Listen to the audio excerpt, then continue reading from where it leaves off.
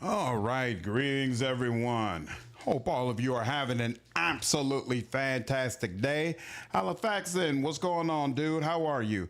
Vicar, Fading, Sierra, Lordrin, Miguel.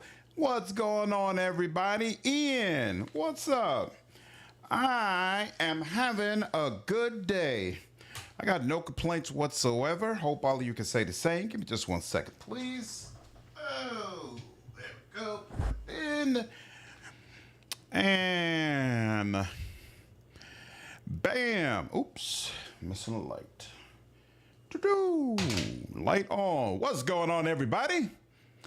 Happy to see all of you. Happy to be back. Today's probably going to be a light stream. Probably going to be on for a couple of hours or so. I got stuff I got to do tomorrow morning, and I do not want to be too exhausted for it, but I think we got at least a little bit of time to get some more Rogue Trader in. At the very least, I'd like to finish the feudal world that we're on. Not sure how much more we have of that, but I'm definitely enjoying it. Hope you all are as well. What's up, Clay? Work time for you. It is 10 o'clock where I am right now. You've been having fun with the DLC? That's awesome, dude. I'm happy to hear it, man. Yeah, I'm doing well. I got no complaints. JV, what's up, man? These days, an uneventful day is a good day. I agree wholeheartedly, sir. Agree wholeheartedly. Oh, you finally finished Tainted Grail, Ian? So what'd you think of it? Wake up at noon. Nice, Faden. Boom, boom, boom. Doom, doom, doom, doom, doom, doom.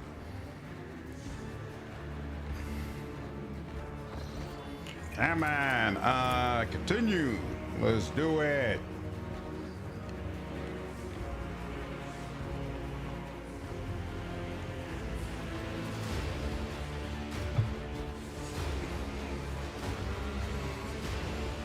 Incarnate, what's up, man? I restarted a few of my Rogue Trader runs to pick up some of the new loot. Nice. What do you think of the new loot so far? Boom. Okay, when we were here last time, we wiped out all the mutants that were around here. Did we loot everything? Looks like no. Looks like there's some more loot that needs to be picked up. Let the faith guide my path to glory. And now there's some sort of celebration we're supposed to be getting involved in. So we whoa. Noticing your gaze, Maive turns to you. My celestial lord. She hesitates before continuing. They say you are the God Emperor's anointed. Have you truly seen him? Alas, no. Our God Emperor resides on Holy Terror, many light centuries from here. To behold him is a privilege denied to all but a few. Maive lets out a forlorn sigh. I wish I could see him, but I am sure his splendor is so dazzlingly bright that one glance upon his visage is enough to blind a person on the spot. Oh, pardon me, you probably wanted to ask me something, didn't you? Solomorne casts a quick glance around as if looking for someone and then nods at you confidently. Nathan, what's up, dude? Did you get any indie RPGs on the Summer Steam sale? No, because there's specific games that I want to play coming up. Like after we get done with this, I got to finish up Outer Worlds, and then I also want to play Cyberpunk whenever that new DLC comes out. So like I have a very rigid schedule right now. Finally caught the stream live for what's nice. Enjoying a lot of the new swords. That's awesome, dude. I'm glad to hear it. What's up, Mosher? Finishing up my first playthrough of Cyberpunk. Hey, I was just talking about it. So I played Rogue Trader one more time. Nice. Yeah, CDPR said they're going to come out with some more Cyberpunk DLC. So I'm waiting for them to do that. And then I'm going to do my own playthrough of Cyberpunk as well. What's up, Cabbage? I just sat down with Pringles and saw you come online. Great time. And hey, good to see you, dude. Come on in. How do you find living at the governor's court? I dare not complain, my celestial lord. Lesser nobles such as myself sometimes receive punishment for angering our lords, but that is good in a way. I think it makes me cleaner and brighter on the inside and helps me to better serve the God Emperor, the holder of the key to all destinies. Maive makes the sign of the Aquila and turns a reverent gaze upon you.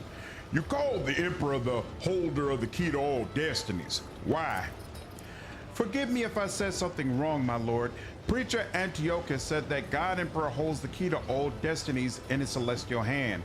He himself sits at the very top of the great tower of humankind. From there, gazing out over the worlds and stars of his domain. He sees all, knows all, and a blood tear rolls down his cheek when he reads our shameful thoughts and deeds in the annals of our lives.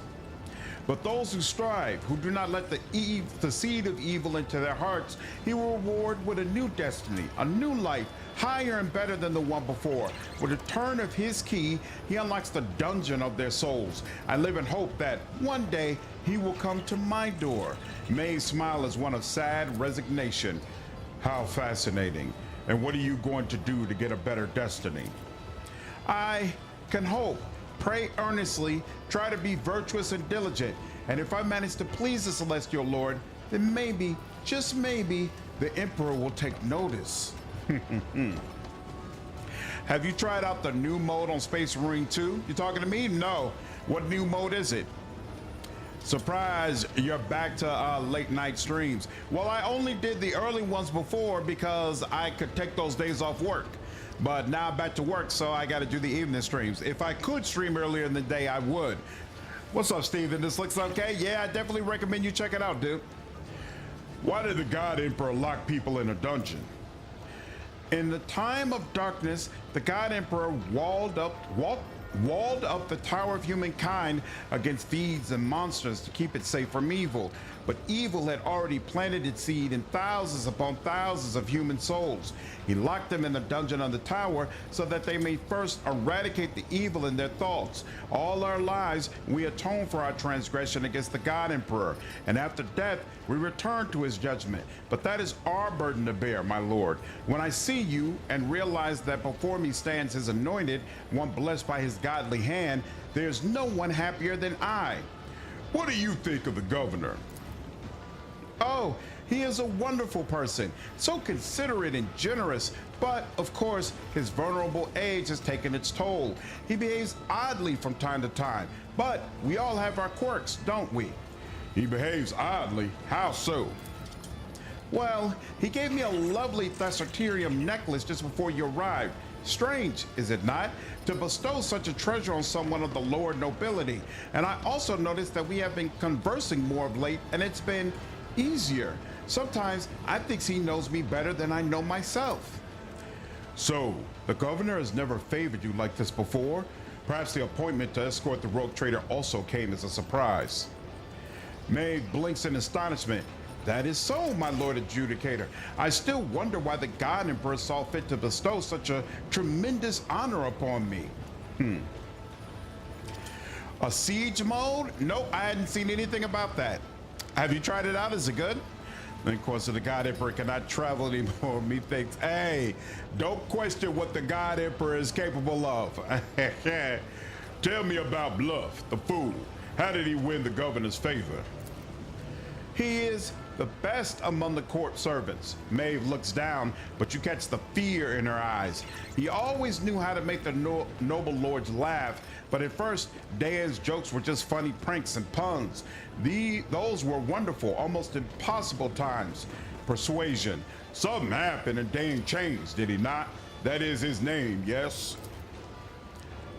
Yes, he seemed to retreat into himself all of a sudden, and he started snapping back at people, saying sarcastic, scathing things. His jokes were simple before, but now there's always a nasty bite to them, and he started exploding at every little thing and ordering me about. My own brother. Having said all this, she freezes in fear, turning white as a sheet. Apologies for my lack of restraint. For a brief moment, a deep wrinkle cuts across Solomorne's forehead. So, your brother is not his usual self. This world is a tangled web indeed. Since you are here, entertain me. What would you like me to do, my celestial lord? I was taught how to dance and sing. Sing me your favorite song. Maive nods apprehensively, then closes her eyes and begins. With great care, she sings a passage from some local hymn about how the Emperor, who holds the key to all destinies, locked the heavens against invisible monsters and enemies of humanity. Her voice, though trembling with nerves, is surprisingly pleasant to listen to. What song is that? The story of humanity's deliverance from darkness. It's sung once of moonlight as a reminder of the great deed of the God Emperor who used the key to all destinies to lock the world away from wicked things. He walled himself up in the great tower of humankind along with all the people. He could have ascended to the stars, but he chose to stay for our sake. Though we are unworthy, we must remember this deed. That was delightful. Thank you. A blush erupts on Maive's cheeks. Thank you, Celestial Lord. For me, there's no reward greater than your praise. Man, I'm just a suspicious soul, but it is 40K. I'm sure it's a trap of some sort. What's up, Brucey? Is this game good for a relative newbie to CRPGs? I find the mechanics to be relatively simple, so I would say so. And there's a lot of different difficulty levels, so you can easily bring down the difficulty if you find normal to be too hard. They're adding 19 gigs of content to Assassin's Creed Shadows. What? I wonder what's in that. That's interesting.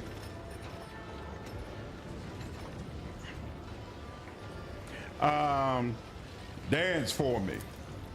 Maive closes her eyes as if listening to music only she can hear and begins to sway. Her dance is made up of simple movements, but the grace and ease with which she performs them add to their charm. When she comes to a stop before you in a final curtsy, her cheeks are flushed. I hope this humble dance was worthy of your eyes, Celestial Lord. Teach me to dance. Let's give it a try. Maive smiles cheerfully. The movements are simple. Watch, you put this foot here and you stretch your arms out like this.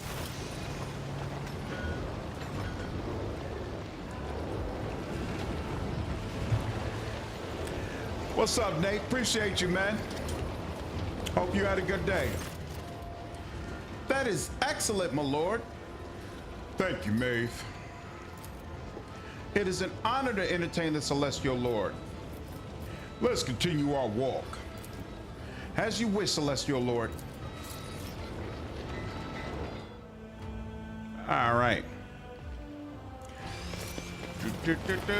Now, let's go ahead and see about the start of this celebration. The governor. The governor's hand reaches for the amasec, but flinches under your gaze and abruptly changes trajectory toward the appetizers. Today is a very nervous day, Your Celestial Highness, and when I feel nervous, I eat and drink and eat again. That is just the way I am, but Emperor have mercy. The food today is to die for. Would you like to have some? I recommend you try the fried alcedon, whose horns were still goring my hunters just the other day. And here we have some five-tailed shrimpus russus, whatever that is, and stewed black eye sauce. These fellows need to be eaten quickly before they scurry off the plate. As for the side dishes, you simply must have the taste of these crispy, blobberied shells seasoned with blue gut. This spice scorches your tongue, but follow it with some amasec, and it will feel like the waters of life itself. The governor claps his hands, and the orchestra of servitors strikes up a melodious but overly shrill tune. He declares with a saccharine smile, music improves digestion. In between courses, it is nice to refresh oneself with a dance with a gallant partner. He casts an intent look at Solomorne beside you. Attack the giant alcedon ham. You sink your teeth into the grisly morsel and deftly nibble it to the bone in front of the entire court, which watches you with morbid fascination. I've gained carnivore to the core. Increase the character's strength and toughness in the next combat. This is a one-time bonus that disappears after the combat ends. Magnificent! Not even the rock serpentid that recently ate our cobbler could match you. Unlike your Celestial Highness, it's been 5 entire suns chewing through her. The governor toasts you excitedly. This is interesting that I'm so low on the agility option. Oh, I've got a -30 difficulty modifier. I wonder why. And that's got a negative modifier as well. I'm not going to try these because I don't know if I might get injuries if I do. Governor's face looks like someone carved it off and stitched it back on. Well, that's the case, so that makes sense. Solomorne, will you dance with me? It would be my honor. Solomorne's face is an impenetrable glower. He takes her hand, his palm firm, and covers with calluses from his weapon grip.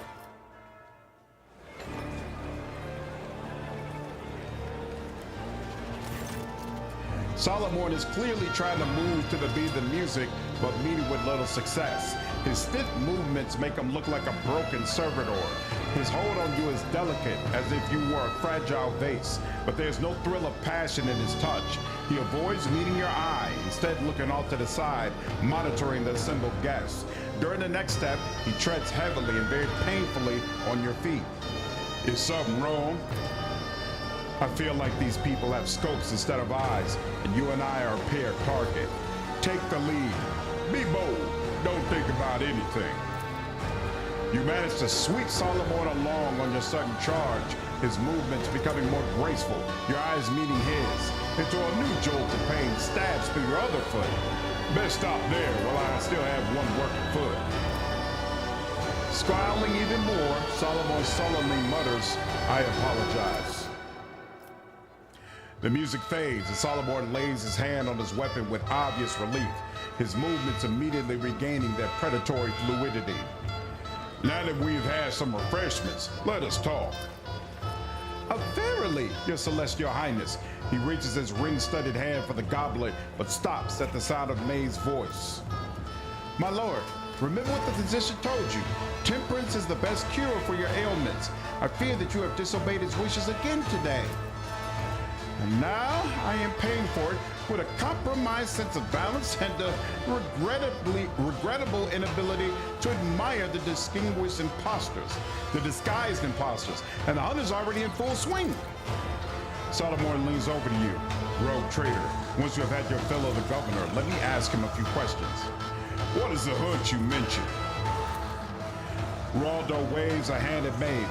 Be a darling and tell our guest about our amusements. I am a little exhausted. Of course, my lord. The impostor hunt takes place every moonlight. Shortly before the event, the servants are thoroughly cleansed of dirt and foulness, combed, dressed in expensive clothing and masks, and invited into the courtyard with the rest of the guests. The nobles hide their faces as well, and then they try to guess who the impostors are. Telling one from the other is quite a challenge sometimes. The governor certainly perks up again. And that is the best part. I highly recommend you try it, your celestial highness. It makes for a very interesting change of pace. And on this occasion, the privilege of branding, if you will, falls entirely to you, our honored celestial guest. Suppose I found all the imposters. What happened next? Maive produces a shimmering slate featuring a string of fine inscriptions.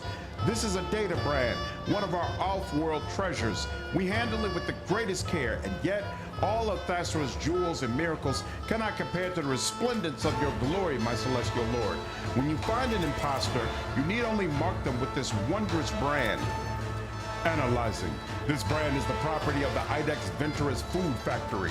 It was used to mark the meat of high-protein specimens of the planet's fauna. The inscription in Proto-Gothic translates to Grox on corpse feed. Jay huffs gloomily. A revelation like that puts a whole new perspective on this quaint little game. What's up, Jinx? At the end of the hunt, we hold a great feast. If you guess at least one of the imposters, you will also win a fine prize. If you guess all four, there will be an even more special reward. I remember at one of the hunts, our servant played the role of a baron so well that all the lords unanimously granted him favor and let him keep the title and privileges of the nobility. Such a thing rarely happens, but who knows what the evening will bring? For tonight, it is you who will determine the worthy, my celestial lord. Did you just admit that there is masquerading rabble among the Thessarian nobles, illiterate, with no idea how to collect taxes, or by the throne? That actually explains so much. The proctor scoffs and glances at the enthusiastic guests. Go ahead, Governor. Commence your charade. The sooner we start, the sooner we finish. Yeah, corpse feed, that's crazy. The governor lets out an audible gulp. It shall be done, your capital celestial highness. How does one find an impostor in the crowd? by the way they talk, by their lack of restraints. The unfamiliar delicacies overwhelm them so much that they lose control. Imposters are often scared of the responsibility that has fallen on their weak shoulders, and they try to stay close to the real nobles and imitate their rarefied manners. During the hunt, it is most worthwhile to pay attention to separate groups where conversation has already started. A frightened imposter will probably try to hide behind other people's backs. That's all I know, Celestial Lord.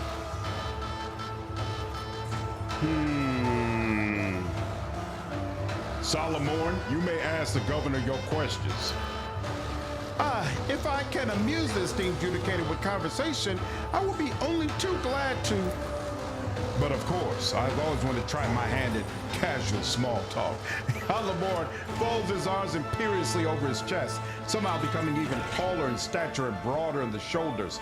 Tell me about the Lacraxes, Governor. Such fascinating creatures. Where did you get them from? Like the governor, basically. I'm sensing some cannibalism at this feat they've talked about. Sounds like it, doesn't it?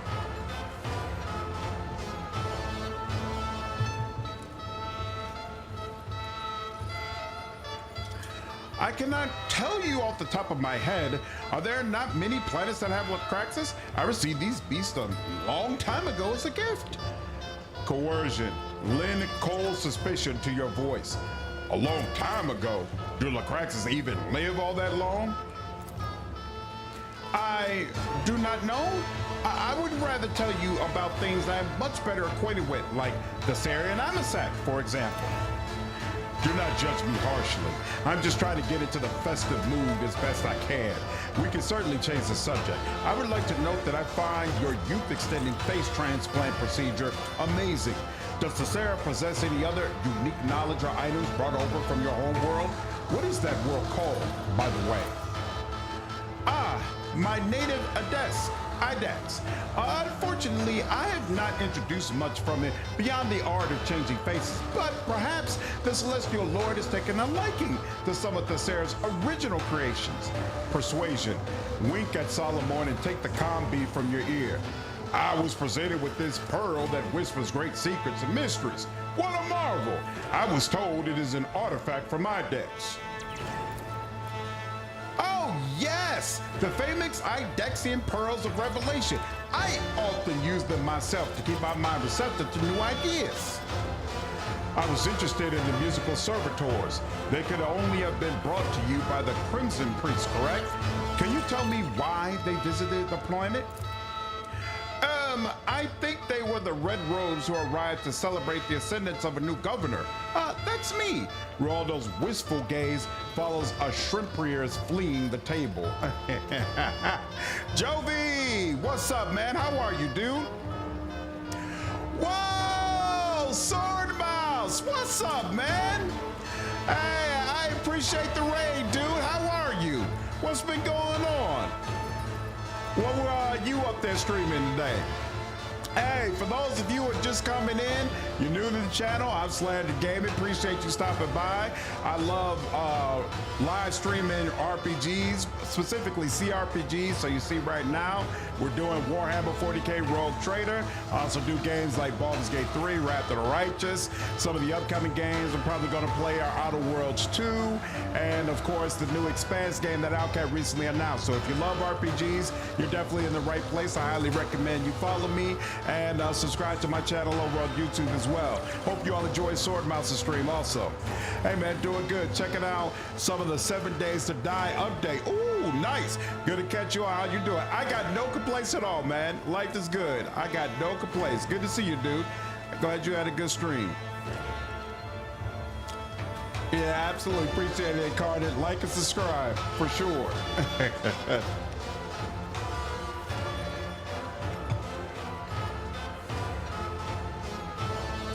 Your answers are rather reticent and tentative, Ruoldo, almost as if you were merely a chance passerby and not the governor. The man's face becomes stretched to the limit on his fastenings, signaling deep offense. What's new with Rogue Trader? New DLC? A new expansion called Lex Imperialis got released. It adds the Arbites into the game. So now there's a new Arbitrator origin you can choose, and there's a new Tier 2 archetype called Overseer that allows you to have pets that are basically familiars, and they add different mechanics into the game. It's really, really cool stuff. I've been enjoying it so far. And it adds a new party member as well. What's up, Pepsi? You love the music playing? Yeah, it's really cool. What's up, Mary? How are you? These necklaces, they all have them. Oh yeah, the blue necklaces. I didn't even notice that. Good call out. I didn't even notice that, but yeah, they do all have them.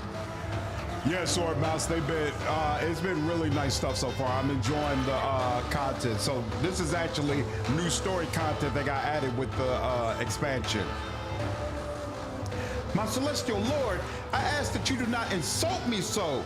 I may not be used to having such lofty conversations, but believe me, I am definitely the governor of Thessera. I would never question your title, governor. Solomorne gives you a long look, and the Rogue Trader hardly wishes to offend you either. Thank you for the conversation, Governor. I have learned everything I wanted to know. I will participate in the hunt.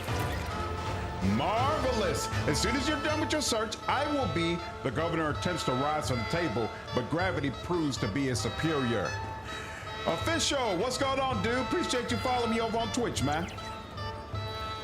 Have you noticed that the new expansion added any new memorable songs? I haven't. I haven't heard any new songs the way we heard in Void Shadows, but you might have to get deeper in. We'll see. This is still Act 2 content, so I don't know if maybe Act 4 provides like more heavy-hitting song-related stuff. Perhaps you should stay here, my lord. Maeve's gaze is full of genuine concern. Oh, you came with the sword raid official? That's awesome, dude. Appreciate you stopping by. Appreciate you following the channel. Hope you enjoy the content, man. I feel you may be right, Maive. I will be waiting here, surrounded by savory dishes and plentiful amisac. Have a fruitful hunt, your celestial highness. Maive, bring me a cup of amisac, and make sure it's filled to the brim, because an unexpected order from Solomorne. It will be done, my lord Judicator. Solomorne waits until Maive is some distance away, then turns to you. I want to talk to you without the observer they have attached to us overhearing. He casts a sweeping glance around the courtyard and lowers his voice. Do you get the sense that what is happening raises questions that lack coherent answers? If you have suspicions about the Thessarians, why have you not taken any action so far? I have been gathering information. Taking any steps before doing that would have been reckless. Now is the time to coordinate our actions and discuss the risks, which are high, considering we are both outnumbered and in unknown territory. I am uneasy as well on account of certain unusual circumstances. Which ones in particular? The governor's strange behavior, the remarkably lavish gifts, the change of personality, and all of that just before our arrival. You are not wrong. In particular, I would like to note the governor granting preferential treatment to our attendant. Perhaps he needs our unconditional trust to ensure that she does something, or, on the contrary, remains uninvolved at just the right moment. The governor barely manages to stay in his saddle, which is odd for a local nobleman. Not too odd considering Ruoldo's ravenous fondness for food and amisac, but an astute observation nonetheless. The governor is not Thessarian, and yet he seems utterly clueless about what is happening outside this planet. Precisely. Either he has had an experience so traumatic as to cause him to altogether lose his memory, or we are being played for fools. A sculptor, like Ruoldo, is not a local, but more importantly, he is a sanctioned psyker. His work with locally mined stone may be a harmless pursuit, or it may not be. In any event, the fact that the governor employs a sorcerer who is working on his own project is enough to raise questions. Remember the last mutant from the public execution? Something was off about him, and it wasn't just a physical deformity. Yes, mutation is a corruption that seldom leaves a person with a sound mind, but what the madman spotted on the scaffold and what he had done to himself was beyond the pale. The local beliefs. What is this tripe about altering your destiny? The God Emperor alone knows how many different cults of him there are. No two planets worship him in quite the same way, but only a heretic would wax poetic about altering a fate that was ordained by the Emperor once and for all. Have you seen the writings of that madman Fault, the Chronicle of Fates? It is lunacy bordering on heresy.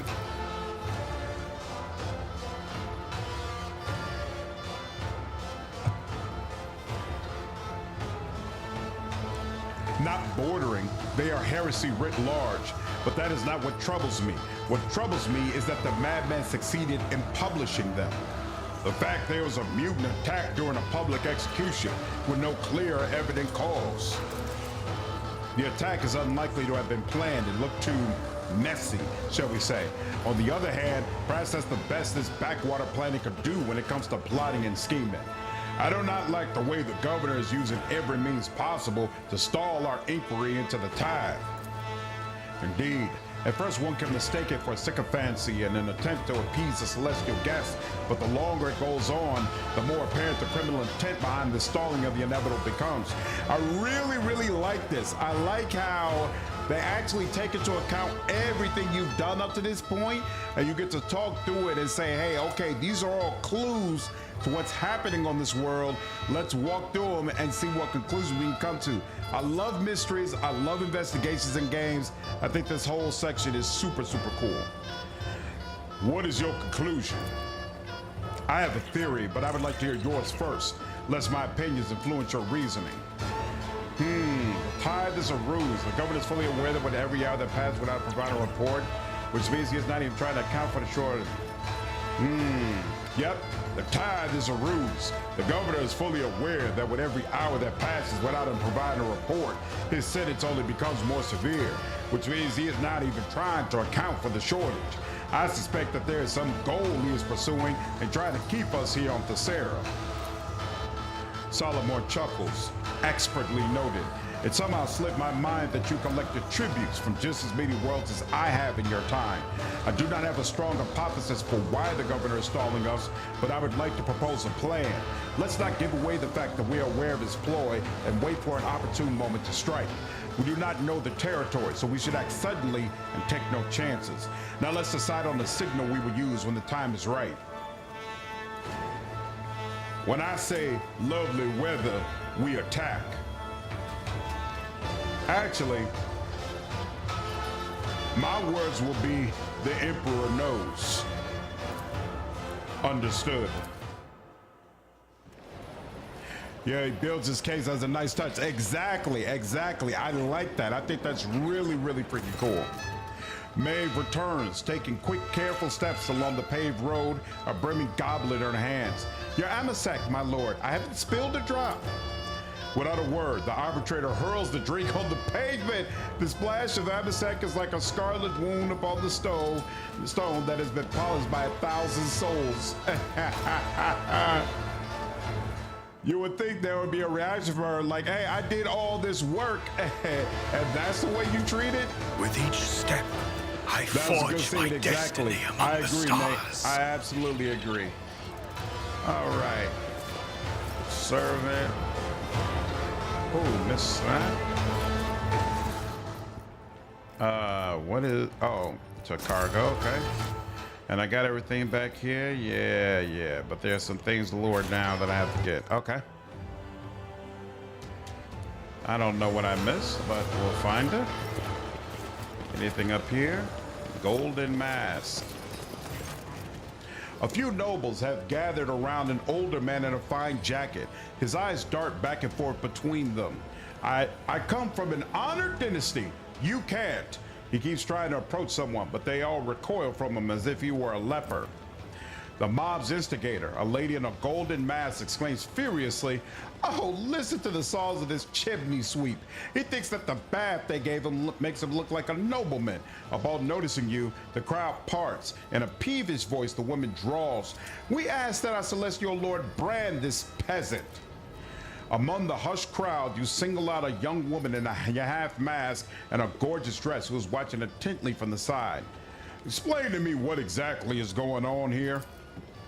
The lady in the golden mask curtsies gracefully. Your Celestial Highness, we have exposed one of the imposters. There he is, the one in the jacket, still clinging to his facade. You ought to brand him, quickly. The woman who has been keeping her distance now steps closer and whispers to you, my Celestial Lord, I'm begging you to listen to me. This man is a member of a noble family. He's being slandered. Look closely at the man. The old man is terrified. His hands are clutching an expensive cane bearing an intricate family coat of arms. Address the young woman. Why are you standing up for? Oh, failed, terrified. She drops her gaze and presses her lips. I just pity him, my lord.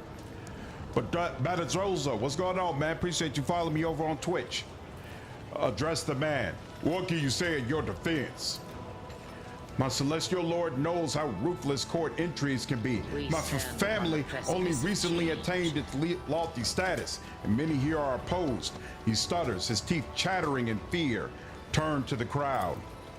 Their vulturous gaze shifts to you in anticipation of your verdict. Slandered reference? What's up, Nathan? Can you imagine this game was fully voice acted? It'd be amazing. That's why I'm looking forward to some of the future games that Outcat does. What's up, Ashmondius? Appreciate you following me over on Twitch, dude. Do you truly believe this man to be a commoner in disguise?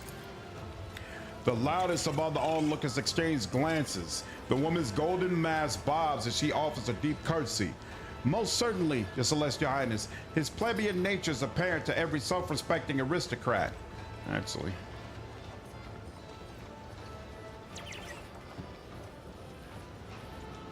There we go. The woman is not lying, but neither is she being completely candid. The way she looks at the accused speaks of an old, inappeasable hatred, the kind one shows to one's true enemy. I failed the persuasion check with the young lady, but if you succeed at it, it finds out that I think she's one of the nobleman's servants, and that's why she cares about. And she says he treats her very well. This man is a noble. Why are you so intent on painting him as otherwise? The lady in the golden mask clears her throat. There's not a word of a lie in what we have said. This travesty of a nobleman was granted his privileges less than 100 years ago. A family of upstarts who have elevated themselves through pedantry. For any true noble, he is no different from a masquerading peasant. I am ready to brand the impostor. The nobles around you hold their breath as they try to read the direction of your gaze. Place the data brand on the woman in the golden mask. The nobles, you assembled all the facts to uncover the conspiracy. I feel like I got that from the last conversation, not this one actually. Star, what's up, man? Beneath this ladder, what? Hey! The nobles gasp while the woman stamps her feet and starts flailing her arms. How dare you? I'm the descendant of a noble line. I will complain to the governor about this. You hear a few laughs. The people gathered here seem to appreciate the sheer absurdity of anyone trying to threaten you with such a complaint. That's one. Oh, you have an update about Bloodseeker? Know your duty. Is this where? No. So it's down in the lower part where apparently I have some items missing. Anything up here anymore? No, we're good. Oh, Star owner, but I can't talk to him, so okay, we'll let that go. And now we're down here. Oh, did I never loot this guy? I thought I did. Oh, no, I did not. Okay, that was one. And then the other one's all the way on the other side. Okay, no problem. We shall reclaim what is rightfully ours. What is rightfully ours? All right, who else is a pretender? Knight, old priest, young priest? The two men in clergy robes are bickering loudly. The older of the pair is eating with great appetite while the younger one watches him in disgust. Your overindulgence is pure hypocrisy. A true servant of the faith would have abstained. The old priest shoots his companion a glance over the plate. A true servant of the faith must keep his strength up, so they may offer the God Emperor not just words, but deeds as well. The young man flushes when he notices your gaze. Celestial Lord, how fortunate is your arrival. Only you can solve this conundrum and decide which of us is the true clergyman of noble birth and which is the arrogant impostor. Perception. Look at the two priests. Apart from their age, the two men before you look fairly similar. All servants of the ecclesiarchy are as one in their indomitable faith. May I, Shireen? If there's one thing life has taught me, it's how to read people. Jay looks the two men over. This one, his face is so fresh and glossy. It's like a nice fat Brox. You can't gain all that weight overnight. And his voice, a true delight. I'll wager people must stand in line for a chance to confess His Holiness in private. Who cares how many holy texts he knows by heart? Jay's smirk causes the young priest to blush profusely. As for the old man, he's acting exactly like a half-dead football vagrant who has just stumbled upon a proper meal. His rose might as well be hanging from a long stick. But I will bet a bottle of Calixian wine that he is earnest in his faith, if only because folks like him have no other choice. What's up, Hardcore? Question, I have the playthrough with the Dogmatic DLC. Do I have to play a new game to add the Lex Steel? Wow, I know what Lex Steel is. No, you don't have to start a new playthrough. If you just fly around on your ship a little bit, you automatically get a box message with him saying, hey, I want to meet up with you on a planet, and the DLC will start from there. It'll be fine. Wow.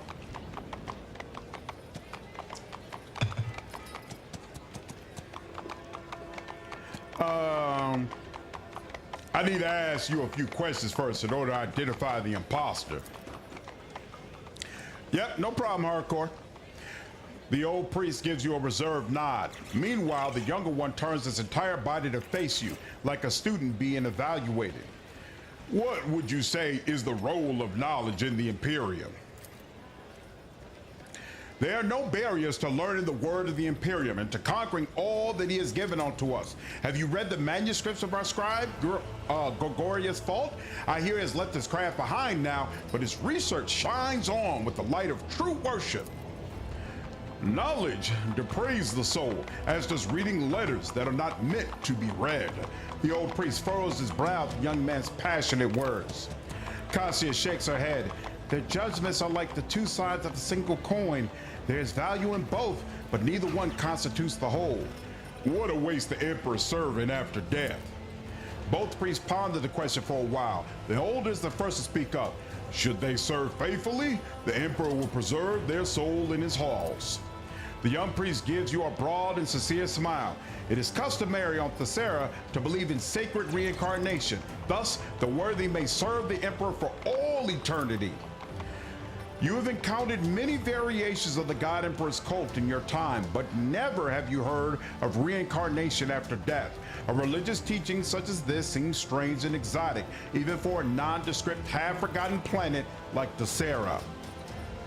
The amount of damage I can do with it is crazy. It might be up there with some of the most damage you could do with a class. I mean, you get buzz, AoEs, great single target, and you get free summons as well. On top of it, you get a bite attack that has decent HP regeneration. Absolutely amazing. Nice. So it's worked out well for you so far. That's awesome, dude. What difficulty are you playing on?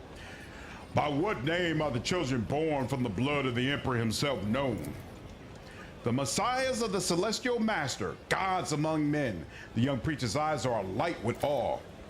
The Emperor's angels, they descend from the land to smite down his enemies. You see respect in the old man's eyes and fear. I'm ready to pass my verdict. The priest look at you with reserved curiosity and apprehension.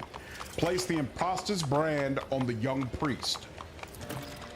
The smile vanishes from the young man's face. He gasps indignantly. Why? Well, yes, I did skip the lectorium once or twice, it's true, but I am still a proper noble, I swear it on my honor. More important is that it's incredibly thematic. You want to be an insatiable vampire, play demon. You want to play an immortal vampire lord, lich. You want to play a vampire uses his power to keep the law, Aeon, list goes on. Let us walk this path to the end. Flexible, very, very flexible.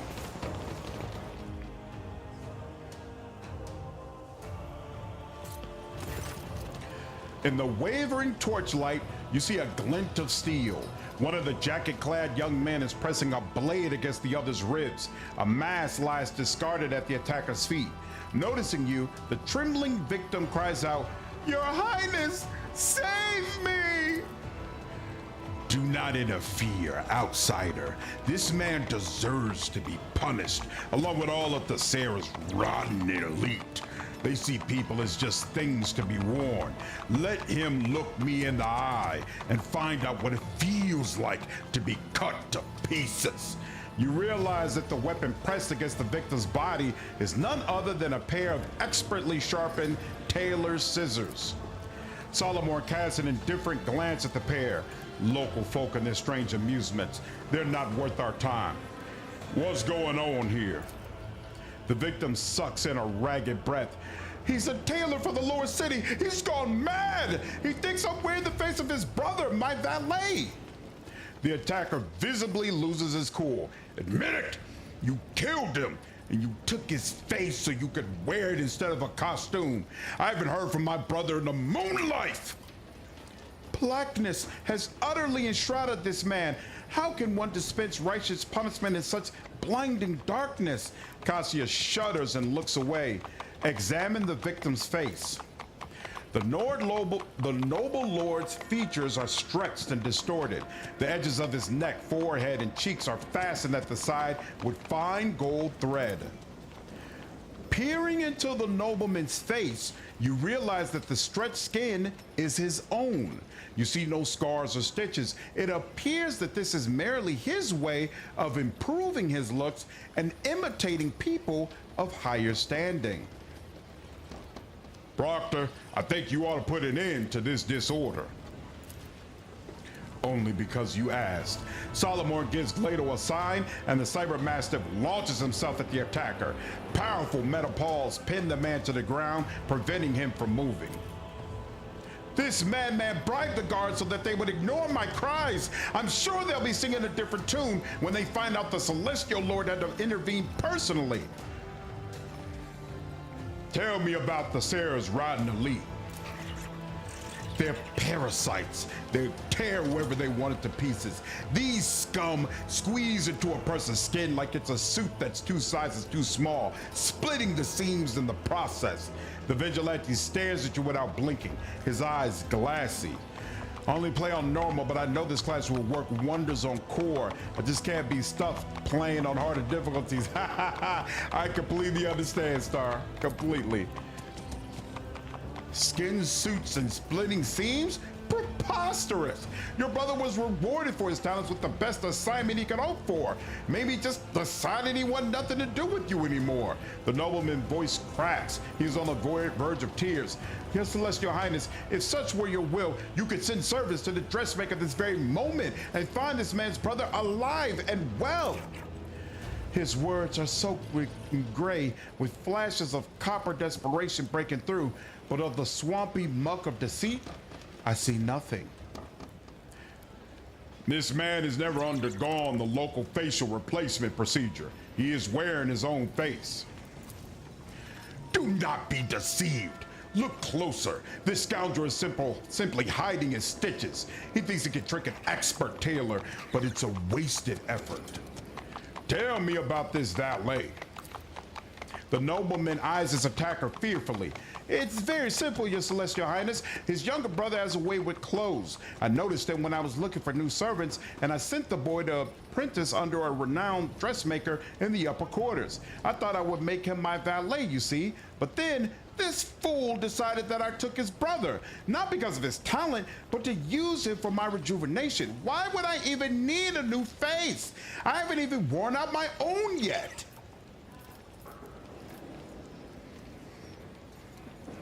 Place the impostor's brand on the vigilante. Not a single muscle twitches on the attacker's face. Play your games all you want. My mission will not change. I don't know how you do it. There's so much new terminology that I keep tripping on my words. When I voice act this game, I just try to take my time. You know, I try to read, but read a little bit ahead at the same time. And sometimes it's something that looks like it's going to be difficult. I slow down a little bit to give myself some time to figure out, okay, how am I going to say it? But I mean, I stumble through it all the time. It just is what it is. Especially with Outcat writing, sometimes it's very dense. Sometimes they use words I've never heard of before. So, hey, I just go with the flow, man.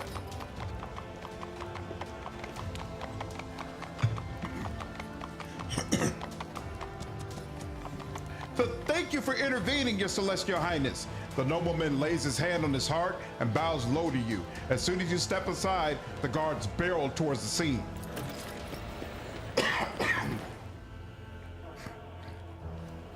All right. We are bound by the blood of martyrs. If you do not arrest that guy in some sort of way, later on you'll find that noble dead, by the way. All right, where is... Okay, so it's over here. I missed something that's over here?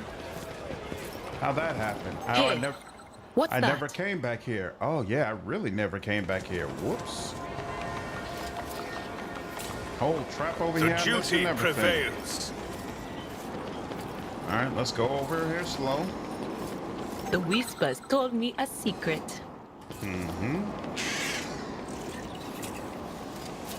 Appreciate the I familiars rise picking that above up. hardships. Saw an interesting Reddit thread about who will win in a party of road trade on the main party, or rather right. I don't think it's close. Rather righteous party wins. Hell, they have a god on their team as the main character. I would have to agree as well. Ebonite sword, two-handed. Targets hit with this maul suffer a number of static charges stack equal to the damage dealt by the attack. When a creature with those stacks is killed, all creatures adjacent to it, except the wielder, suffer shock damage equal to the number of static charge stacks. Interesting. And it has 30% armor penetration, along with some pretty decent damage.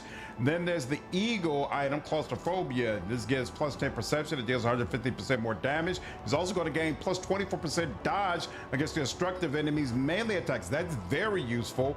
If the Cyber Eagle dodges the destructive enemy's melee attack, the enemy immediately hits its random adjacent ally using the lowest AP cost attack, scoring a guaranteed critical hit. That's awesome. That is definitely awesome. You literally saved this game. With each basically. step, I forge my destiny among the stars. Did it? It's not called a. Was it called a maul? I thought it's called a sword. Yeah, it's called primitive sword. This is not called a maul. Or was it called a maul in the description? Oh, targets hit with this maul. Oh, I see what you're saying. Yeah, it's not a maul. That's weird. I think it's... Where is that? Oh, is it up over here? It's up over here. There we go. Let the faith guide my path to glory. Trash talk you, basically. Imagine if they had an origin archetype that makes you a space marine. Not in this game. The young noblewoman's hair is disheveled. Her boat is stained with grime and her mask pulled clumsily on top of her head. Holding her skirt high, she is trying her hardest to fight her way through the guards blocking the door. Just let me go, please, for throne's sake, she exclaims when the guards yet again push her aside. The woman notices you and attempts something resembling a curtsy, but stumbles and falls to her knees. I'm done. I just can't take it anymore. You're a celestial lord, aren't you? Yes, I am, but you do not look much like a noble lady. I'm Adika, your graciousness. I'm not a noble, not one bit. I just do the laundry and bleach the linens. I've never mixed in high society in my life. Forgive a fool, your graciousness. Why are you telling me this? According to the rules, you are meant to pose as a noble, then you get a reward.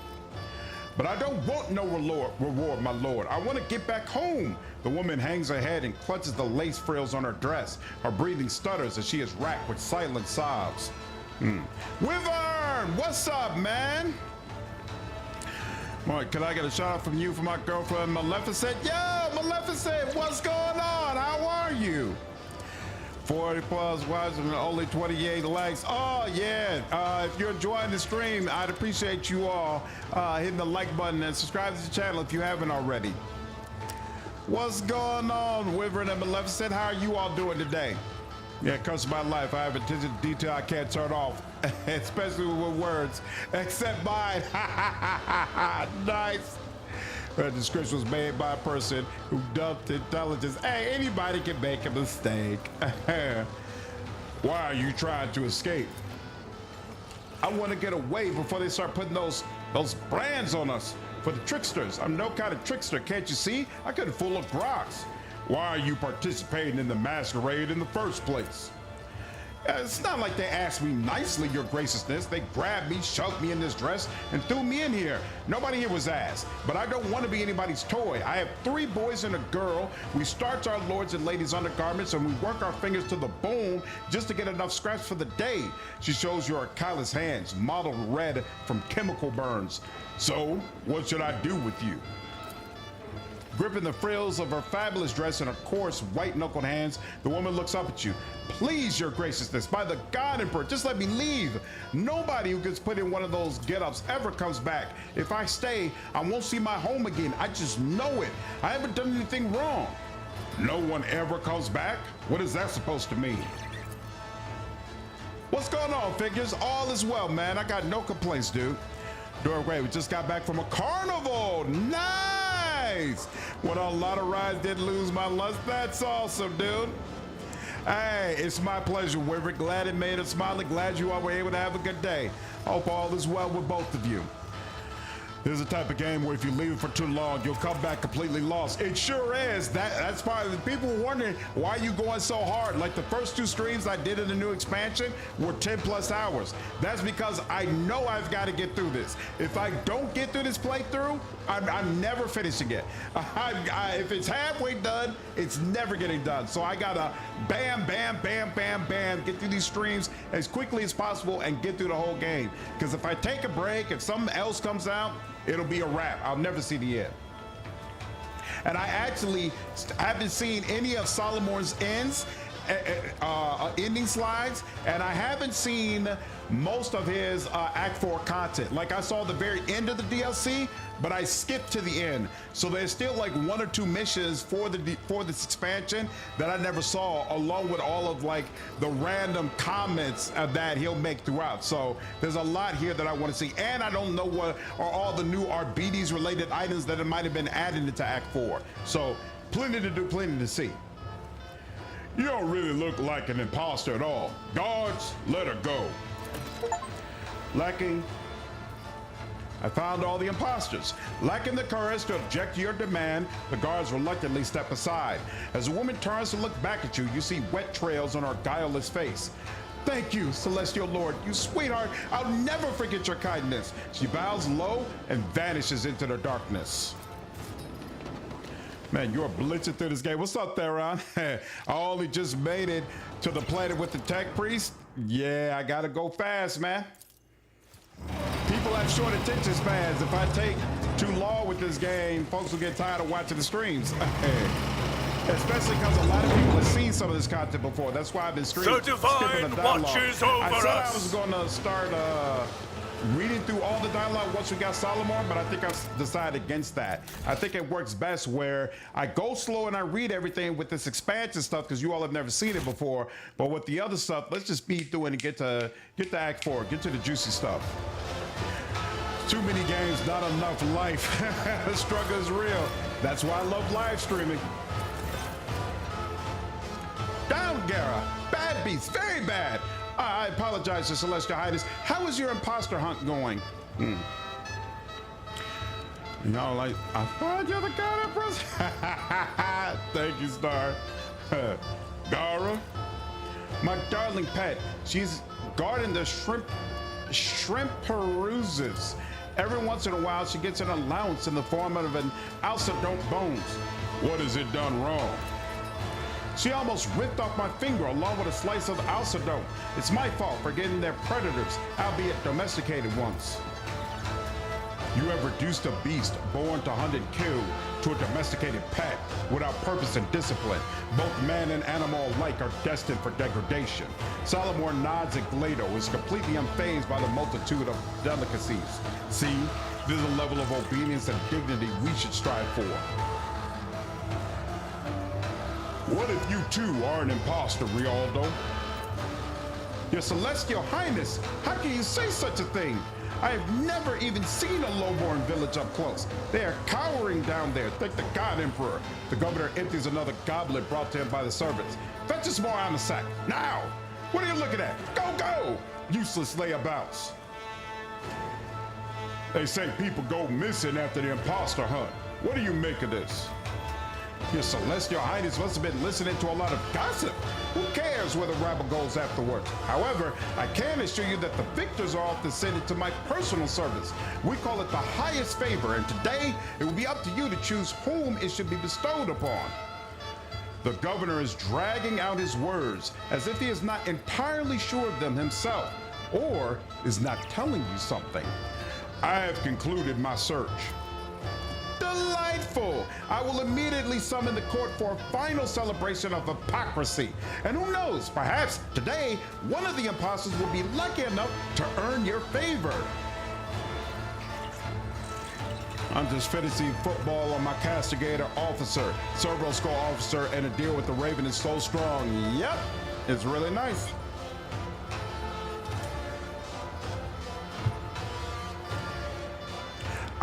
I've looked at Dark Tide, but I've never played it, so it's hard for me to gauge whether or not the Arbites class is actually powerful, but people say it is. If I ever do get around to playing that game, Arbites is absolutely the way I'm gonna go. You come at the game at the month, your profit factor's low. No, it wasn't. 3 companions are dead. They weren't. Okay, I remember where I'm at after romance is the dance. Exactly. Exactly. So I had about KCD2. How the hell is Henry treated like a mutt after everything he did in KCD1? Yep. I still haven't finished Kingdom Come Deliverance 2, which is kind of insane to me, to be honest. I loved KCD1, and I was really excited for the second one. And I got, I think, maybe 60 hours into it, and I reached the second area, but I was so tired of Henry being treated like the lowest of the low, and I'm like, this man has been making things happen. He is a mover and a shaker around here. How do y'all get off treating him and looking at him in this manner? And that got annoying to me. But I've decided before we reach the end of the year game awards, I have to go back. That's another one of those games where I feel like if I go back, I'm gonna be lost. So I gotta replay the whole thing again, because for me, so far, Game of the Year comes down to Expedition 33 and Kingdom Come Deliverance 2. And right now, I have Expedition 33 as Game of the Year, and I don't think that's fair because I haven't finished KCD2. I don't know what the ending is like. I don't know what the end game is like. I haven't finished any of that. So I gotta go back and play through it so I can make an honest account of, okay, based on this experience and based on Expedition 33, which one do I feel like is actually the better game? And people who finish KCD2, it hardly changes. Yeah, that's kind of what I figured, Star. Straining to add a note of gravity to his voice, the governor proclaims, "Most radiant ladies and noble lords, I hereby declare the imposter hunt officially over." The crowd responds with uproarious cheers. The participants of our masquerade already stand before you. Did you guess correctly? Did you expose them all? Please don your oculars and have a good look. Ruoldo turns to you and whispers conspiratorially, "Not one noble was permitted to hunt the imposters this time, my lord. Still, knowing their penchant for such games, I do suspect they try to make their guesses anyway, quietly, among themselves. All these imposters have been found out by none other than our celestial guest, Judge Dredd Von Valancius. An unsurpassable show, your celestial highness. Bravo, bravo. Maive, present our gift." You hear the fool's voice from somewhere among the crowd. "A noble torso, branded at the behest of the rogue trader himself. Oh, what bitter irony. My standing ovation to you." The wearer gains +1 side rating and +15 persuasion. If Perils of the Warp is triggered and a daemon is summoned, the daemon attacks the closest to it non-daemon target. You romance is still dead. I actually never played Left 4 Dead or I've never been into horde shooter games either, but I still might like Dark Tide. That's a major complaint people have with Kingdom Come Deliverance. Henry did so many feats in both games to become a knight over several dozen times. In the first game, I felt like the progression made more sense and I was good with it. Especially I was good with by the end game. But to feel like it was exactly the same as the second one, that kind of grinded on my nerves after a while. But again, I feel like maybe if I come back to it with a fresh perspective, knowing, okay, this is how it's going to be, I'm going to feel better. Because the storytelling was immaculate. The systems were so much more well developed. The graphics were amazing. Like there was so much to love about it. But that aspect just kept grinding on me. And it made me kind of not want to finish the game. And then, of course, Avowed came out at the same time. I'm a huge Pillars of Eternity fan, so I had to play that and cover that. And so once I cut that off there, I never wanted to go back. Mixel says, you're literally the right-hand man of Hans. Exactly. And people act like you're a peasant. Exactly. Your Celestial Highness, as an honored guest of Thessera, would you like to say a few words of guidance to our beautiful world? We stand united in our faith and in our common mission to bring about humanity's victorious future. May you all toil for the indestructible fortress of the Imperium and wish for no other life. For the God Emperor is the one true path through the darkness of the universe. Glory to the Emperor! Yeah, that's definitely what I want. Glory! The masked people respond, making the sign of the Aquila over their chest. That was a grand speech. Thank you. Ruoldo sniffles loudly, dabbling his face with a handkerchief. And now, good lords and ladies, the time has come to make the fateful decisions. There is not but one true reward, the highest favor that any branded impostor desires.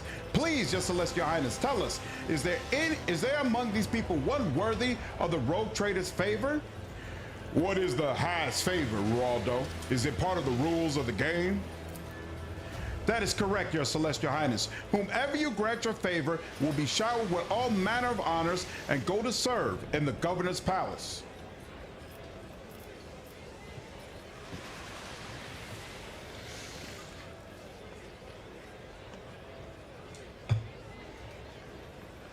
I choose the lady in the golden mask, who so expertly sets snares for her rivals.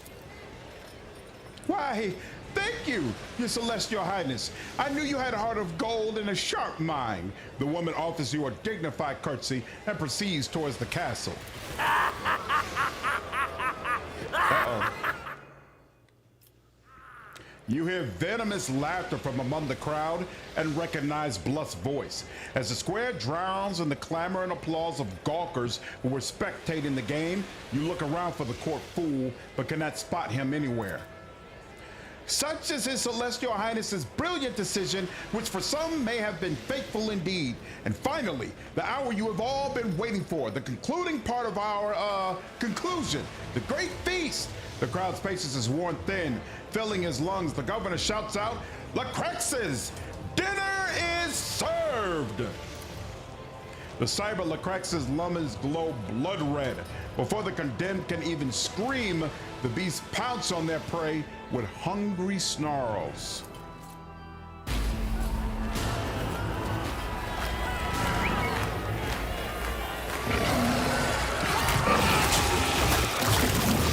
I've been branded. He tricks me. Gotta stop! Wow. I'm the master. Maive, help! Maive, I'm sorry.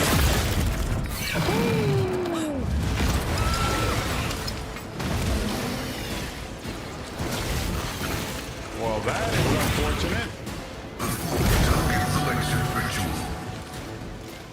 You have been ambushed, so I can't even move people around. All right. I will say I went from KCD 1 straight to KCD 2, and I will say the devs made a great job at making the two games connect. Yep, absolutely. Absolutely, they connect. K Norse is always there. I agree. Unfortunately. Ooh, is he about to get an attack of opportunity? Two attacks of opportunity, actually. Like that. Damn, he's got 400 health? I do not like that at all. All right, well, let's make sure we weaken all of you up. And then give you some of that goodness. And then we're going to give you some of that. So that you got plenty of it. And then where's Deer at? Yeah, I'm not accustomed to being ordered around. And then oh yeah, these we can go ahead and help our dodge. If you insist, Lord Captain. Vargas, what's up, man? Hope you have a great day as well, dude. Appreciate you stopping by. Not cannibalism, but they did get eaten. True. All right, here. Oh no. Why can't I? Oh, am I too far? Is that the problem? Yeah, let's go over here. Yep, too far. All right, and bam. Can't get all y'all in one, huh? Damn, you are not caring about this at all. Let's do a fulminating shot. But if I do a fulminating shot, it's gonna take all of it. Nah, here, let's do a regular shot first and see how it goes. All right, that's just 12. Ooh, but I got a free shot. Interesting. In fact, that first one was a free shot, apparently. Okay. All right, interesting. I will not be deterred. And we'll chill here for now. Yep, and then we won't do anything different here.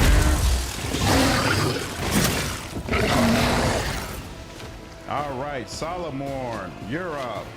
The guilty will go fall. Here. And then he's gonna use a fulminating shot to help out with you all defenses. Accepted. Proctor. Yep, bring those defenses down. Then we're gonna do that. And then we're gonna do that. The order is clear. And then he can do, yep, he can do grisly adjudication on the whole lot of you. I'll take it as a priority. That'll help some. Orders supersede pain. Yeah, didn't like that. Didn't like that either. Oh, block. I like that. Where's that Raven at? Raven's right here. So if she does this, how many get it? All of them. Everybody gets that increase. Everybody gets this increase. Everybody gets this increase. On it. All right, and now she can go ahead and here. What would happen if she did this?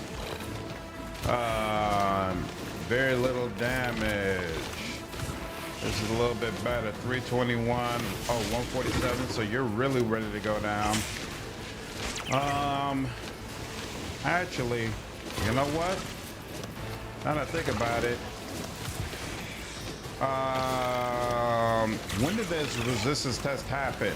Target must pass a willpower resistance test or on their next turn. So they pass it now, right? Which means if they fail. Will do.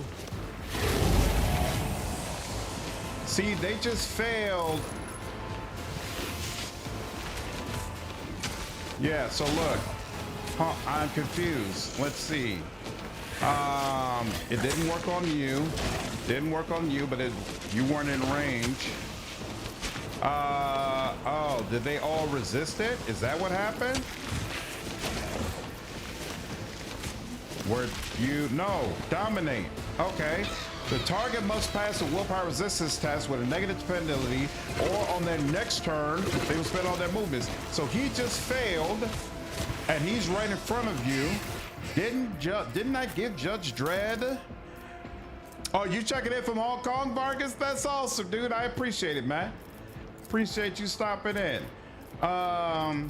Doesn't he? Oh, maybe I haven't given that to him yet. Oh, he doesn't have it yet. Is that it? There's a talent you can take where if an enemy fails a willpower test in front of the arbitrator, they get a An attack of opportunity. But I guess I haven't gotten that yet. Okay, that's what it is. Oh, well. You know what? I will take this because... No, that will infect Solomorne. So instead, we'll do it this way. All of you get a little bit. But of course. Oh, crap. I didn't realize that was going to affect Pascal. Oh, and I got a point back. Isn't that nice? Well, here, we'll give you a little bit extra. And then we'll go ahead and purify the rest of you. What was the command again? Oh, right. Oh, it didn't reach him? Oh, well. All right, now it's you. So you get all of them, and man, they do not care as nearly as much as I want them to. Got that. And so it shall be done. Another cool thing about Mutant Year Zero is how the customization is. Okay. The Emperor commands. Chapter 3. Is it possible to keep multiple romantic relations, or do you need to decide a chosen one? The game forces you to decide one in Act 4. Let's see. Can I? Yeah, I can do that. So here, let's get you attack. I will not be deterred. I thought he would come around. That's unfortunate. You're about to get blown up, buddy, but nothing I can do about that. Rejoice in my fury rain down upon thee. Oh, well. Is he dead? Not yet. Okay. I got one action point left. Let's see. Here, And might so as well shall use it be this, done. actually. Okay, cool. All right, now we have you. Request approved. And we have you. The Omniscient knows all. Comprehends. And we have you. And we have you. And then we have, I thought first one, I thought we have the first overseer archetype ability. It's a little, can be done with less than one action point, but I guess not. Where's the swarm? I don't see her swarm at all. Oh, Jay is all the way over there. I'm like, why is her swarm all the way over there? Because she's all the way over there. Okay, cool. So we'll relocate the swarm. It's time for them to run, my sweet. Okay. And then she's going to give damn near everybody voice of command. Paid for this? And then she is going to give, you know what, Dread, go ahead and move up, buddy.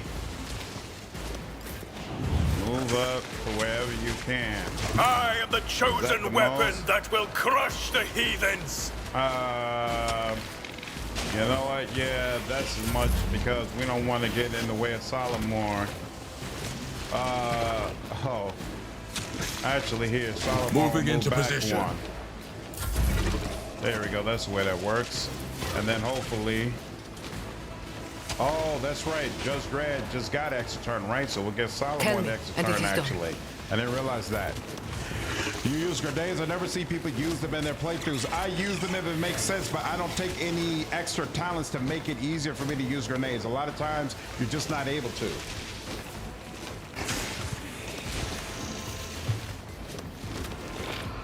But if I'm too far to do a shotgun attack, it's useful to be able to pull out a grenade instead.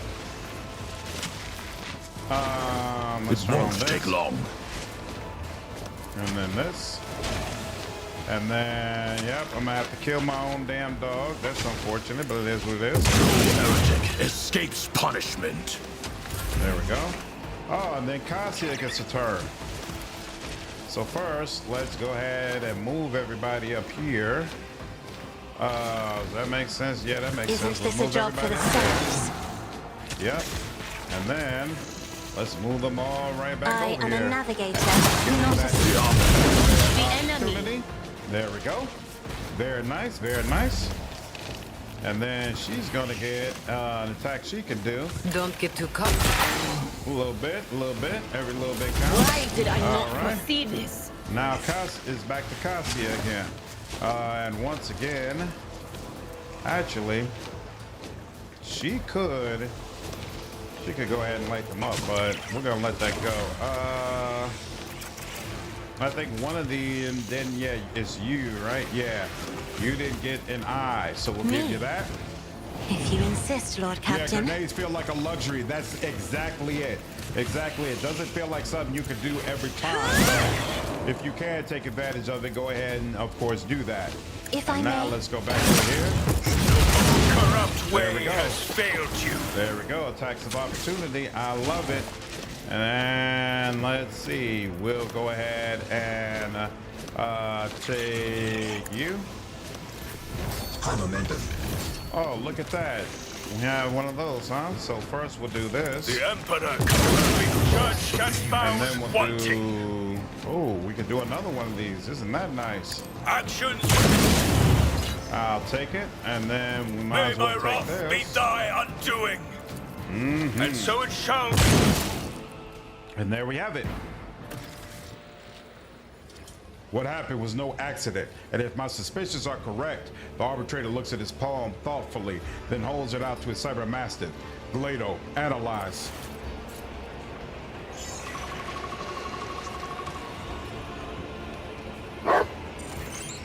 The dog's visor shimmers as it scans his skin with a mesh of rays. Finally, there's a metallic click and the descending hum of cooling servo motors. The Proctor's augmetics respond with a soft buzz. Analysis complete. Data transferred. A data brand. The court fool put it on me when he shook my hand. Then the Lacraxes attacked everyone who had been marked. However, the beasts were not at all eager to tear you apart, rogue trader. It appears you are wanted alive, but without my protection. Oh, God, Emperor! Maive presses her hand to her chest and the side of the Aquila. Her lips whisper a prayer. Forgive and protect his soul. Forgive and protect. Lying nearby is the lifeless body of Lacerix number 4, which you released from its cage. Its fur is clumped and sticky with blood. Its vicious eyes glazed over. Giving its own life to protect another was a stunningly human act for a beast. Close the Lacerix eyelids.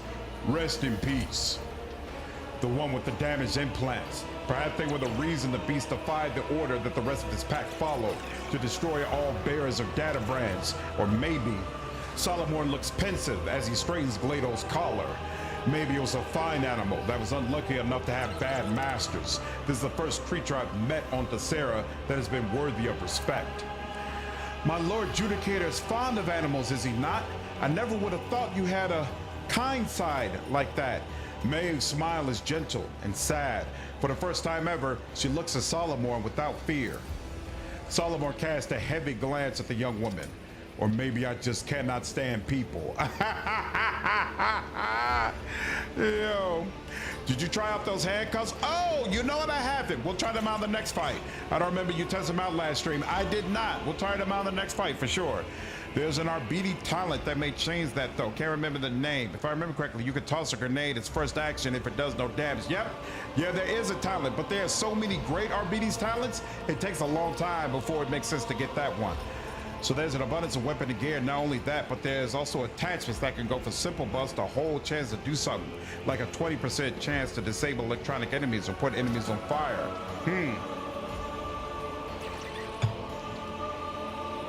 Ruoldo mentioned being branded before he died. Can you scan him too, Solomorne? At his master's command, Glado directs his scan rays at the dead man's severed hand, which has somehow avoided being reduced to shreds along with the rest of the body. The Cyber Master's augmetics emit a warning signal. Ruoldo was branded too. He couldn't have known, or else he would not have doomed himself like that. I assume this is likewise the work of that buffoon. The only question is whether he was acting of his own accord or at the behest of someone important. Whose soul are you praying for, Maive? My brother's, my lord. I had a feeling he wasn't acting himself lately. If I'd known he had fallen in with scoundrels, I would have found them and strangled them with my own hands. What reason could your brother have to want to get an arbitrator's blood on his hands? It's a mystery to me too, my celestial lord. I think about it and I can't even imagine why, but lately it's like he's not himself. He keeps muttering these awful rhymes about blood and fate, and it's like he's waiting for something, but I just can't understand what. Ruoldo called your name before he died. I have no idea what's going on. I'm so confused. Maive stares at Ruoldo's mauled corpse with unblinking eyes. Is this just a horrible nightmare? Could it be I'm just dreaming? For a second there, I thought... No, I'm sorry, it's impossible. You thought what? I thought it was my brother calling my name, not Lord Ruoldo. But Dayan wasn't there, meaning I just imagined it in my fright. You think back to Ruoldo's last moments. It is hard to tell for certain, but it really did seem as though his voice had changed, that it sounded younger and less strained, as if he had cast off a mask. So, who is considered the governor now? If only I knew, my celestial lord. If only I knew. Maive's glistening eyes are full of shock. How do I know I can trust you, Maive? I swear by the Emperor himself, I am unblemished before you in spirit and thought. That is what any cornered heretic would swear to try to save their life. But I really had nothing to do with any of it, my lord.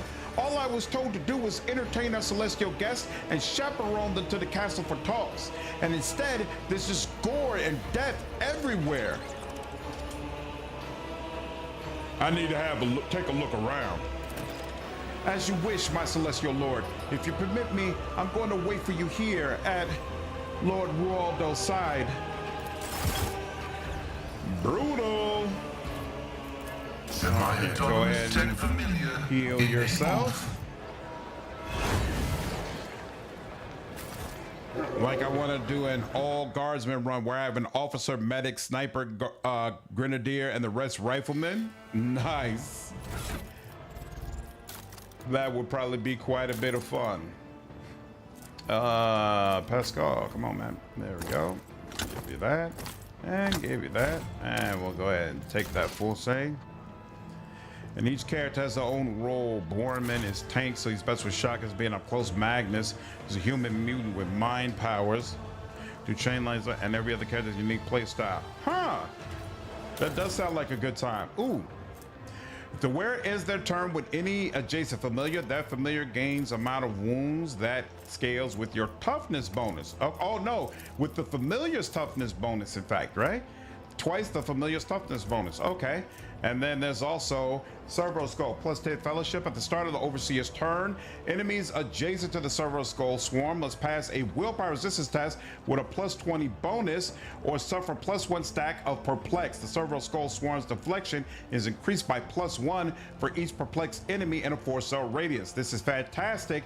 Again, if you have that talent that triggers attacks of opportunity when an enemy fails their willpower save.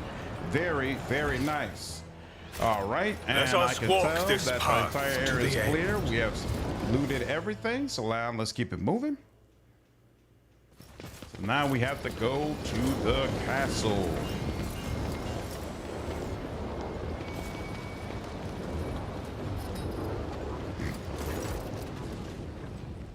Take us to the castle. I hear and obey, my celestial lord.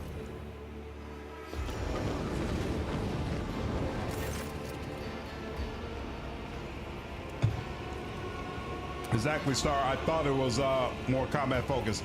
Who's this Maive? It will cause me celestial.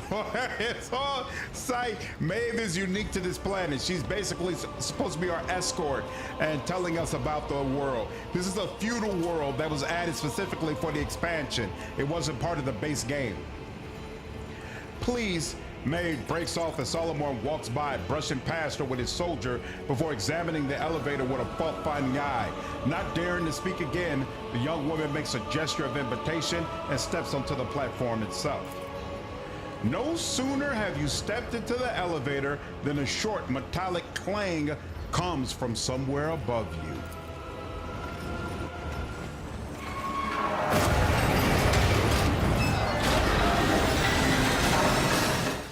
Unfortunate. Very, very unfortunate. What's up, Gladio? There's a new archetype that just got added that allowed you to have pets. These pets are cybernetic familiars that give you specific mechanics. I hope you enjoyed my bloodthirsty menagerie. You instantly recognize the spiteful voice and the cocky smirk of the fool's mask. The arm that was mauled by the cyber mastiff at that first meeting hangs limply. He has not even bothered to bandage it. There's a gunshot wound in his shoulder surrounded by singed threads. His garish outfit is soaked with blood. Still acting the buffoon, some people never learn. Solomorne gestures behind his back to the cyber mastiff, sending him off on a circuit along the wall.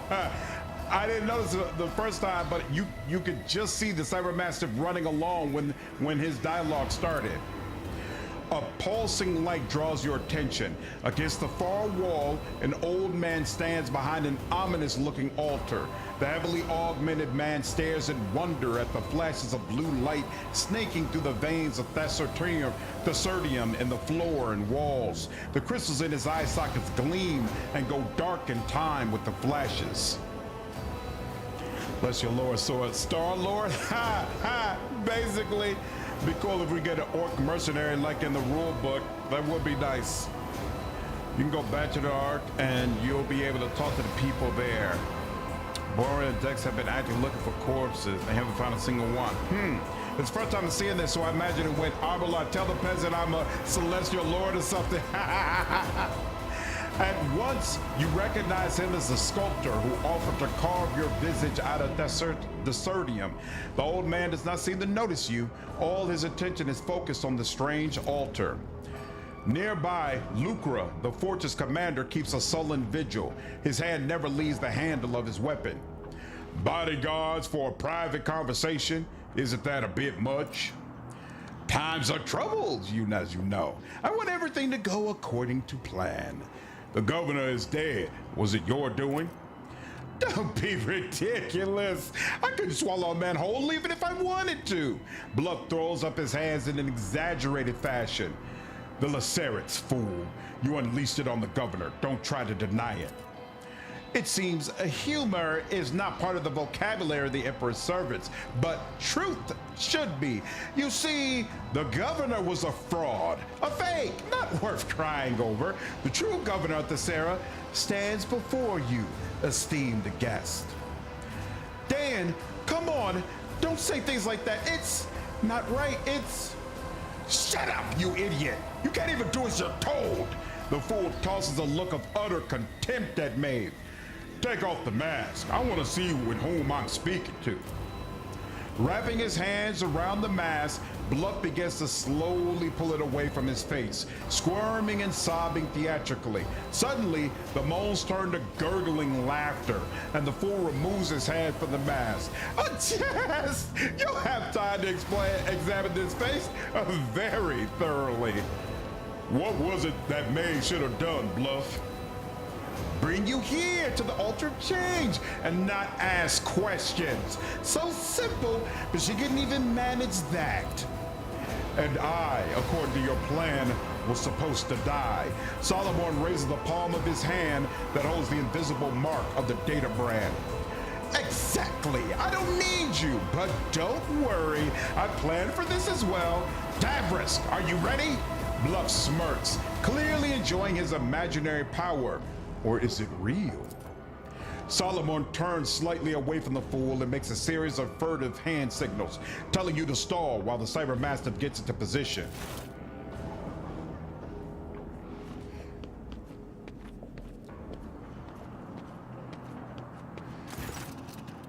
The preparations are complete, my lord. Barely able to take his eyes off the dark altar, the sculptor hobbles towards the edge of the balcony. Thessera is not your home world, is that right? Ah, I see you found me out, eh? That's right. I was born and raised on Idex, the greatest world in all the Imperium. I'll never forget that mix of plasteel and ferrocrete, the glitter of proud spires, and the eternal humiliation of my appointment. Why were you sent to Thessera? To serve the Imperium faithfully and honestly. Why else? Our all-knowing administratum benefits that the feudal throne is occupied by someone with an intelligence level higher than a Broxus. A golden shovel for all my diligent service on Idex. I packed my bags and came here to govern this backwater. What a joke!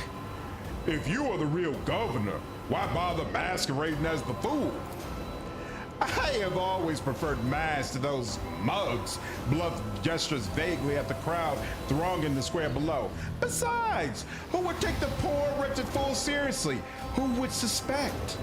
I found a replacement. Ruoldo wanted to play at power, and I graciously let him. Pity he didn't roll for long. I, on the other hand, had a costume change and took a seat among the spectators. I sharpened my wit. I even began to enjoy it. And all of it for this one day, this exact moment. The elation in his voice sounds almost maniacal. The arbitrator gives you a subtle nod. The cybermaster is close enough for a decisive lunge. I suppose the irregularities with the tithe were part of your plan too? Oh yes, one small part of the grand design. To be precise, the first bait you had to take, which you did with commendable zeal. The concept was simple: disrupt the shipment and provoke a response. An ingenious trap that the Arbites walked right into. But fate granted me a special boon. You were caught in my net along with them, Judge Dredd. You didn't trap anyone. You shot yourself in the foot. Only an idiot would think they could outmatch a rogue trader and a proctor together. Your scribe, Gregorius Fault, left some intriguing notes behind. In them, he appears to be describing the switching of bodies. Is that part of your plan? You are perceptive. My previous experiments were failures. You have met some of them, particularly Fault himself. Remember the crazy mutant by the Thesmophorus? Oh, you should have seen your face. Mocking laughter erupts beneath the mask, making the fool's body shake all over. And you will. This time, it will work. What is the altar of change? The fool gestures toward the object in front of the sculptor.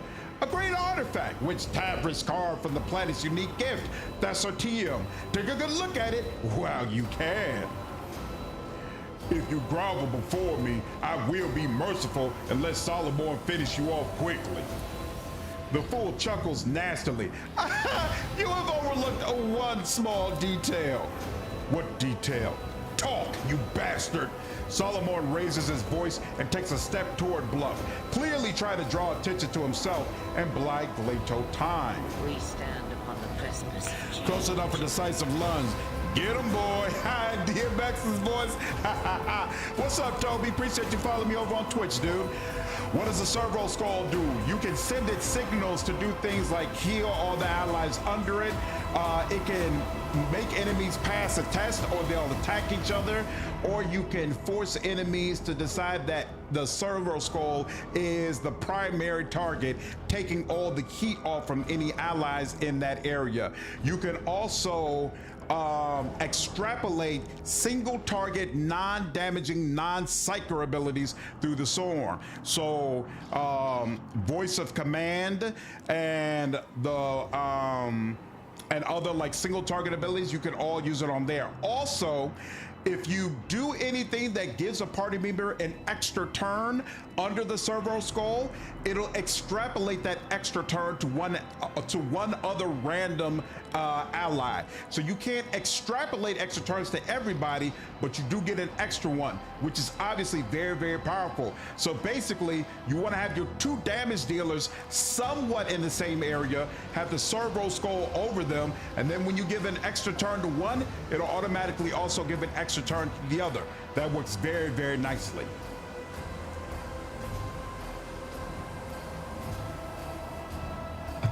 What's up, David?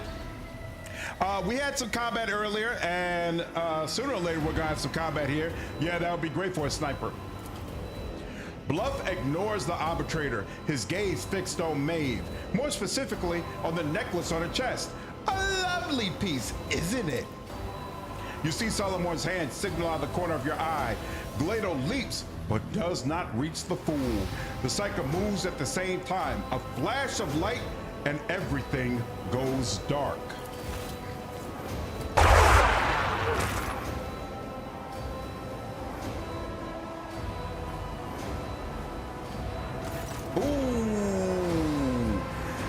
are surrounded by the smell of old rust.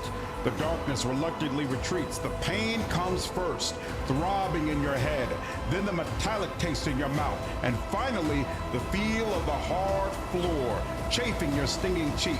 Look around. You see Bluff through the bars of the cage. The mocking smile on his sinister mask seems to grow even broader. Or is it a trick of the light? Maive, as white as a sheet, with a dark abrasion on her face, weeps quietly as she stands stock still beside the fool. What? I don't know, the first person they kill. What are you talking about? I think you got the wrong game, bro. I have no idea what you're talking about.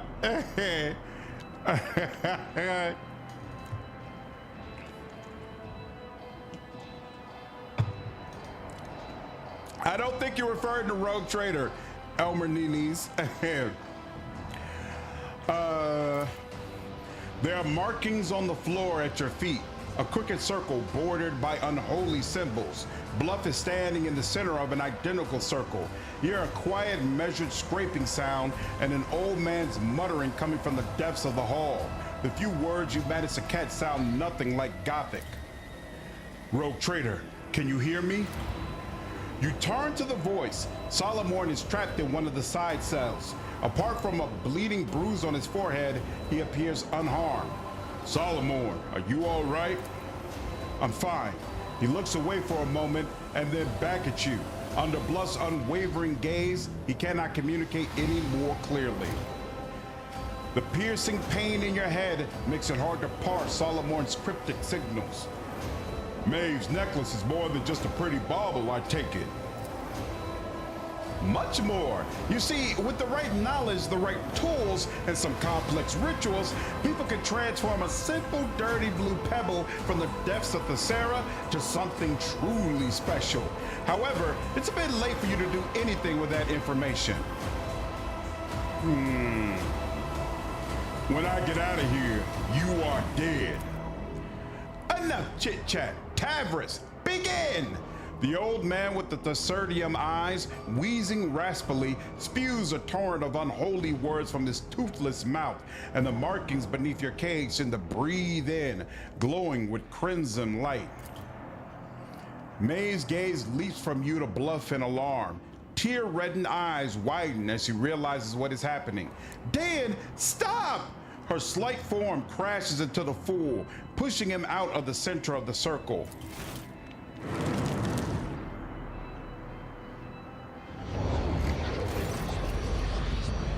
The world explodes into shards, suffused with a blinding light that burns out your eye sockets, incinerates the air in your lungs, and makes your heart judder in your chest. And finally, darkness descends, impenetrable and absolute, encompassing everything. It cradles you, dissolving everything that was once you, everything that once was. You are bobbing like a boat tossed upon the waves. Colors and sounds meld into a cacophony, stirring up nausea on this exhausted body. You blink, and the patches of color fall into place. Or do they? Across from you, in the cage, you see a frightened, disoriented face, an expression you have never seen in a mirror. At your feet lies a gaudy mask that has fallen from the fool's face. Covering his wrinkled visage with both hands, the ugly and enraged governor of Tessera rises hastily on trembling legs. Staring daggers at you, Ruoldo shrieks, "Seize her! Seize Maive!" The guard takes a heavy step in your direction. The look on his face promises nothing pleasant. Scramble back. Glado, attack! Your head swims, and through the haze, you recognize the figure of a guard coming closer and closer with no sign of stopping. Your gaze sweeps over the room, searching for a way out, for a solution, until somewhere at the periphery of your vision, you notice a streak of scarlet. It is the Cyber Master's visors lighting up, giving you a chance to run. Ooh.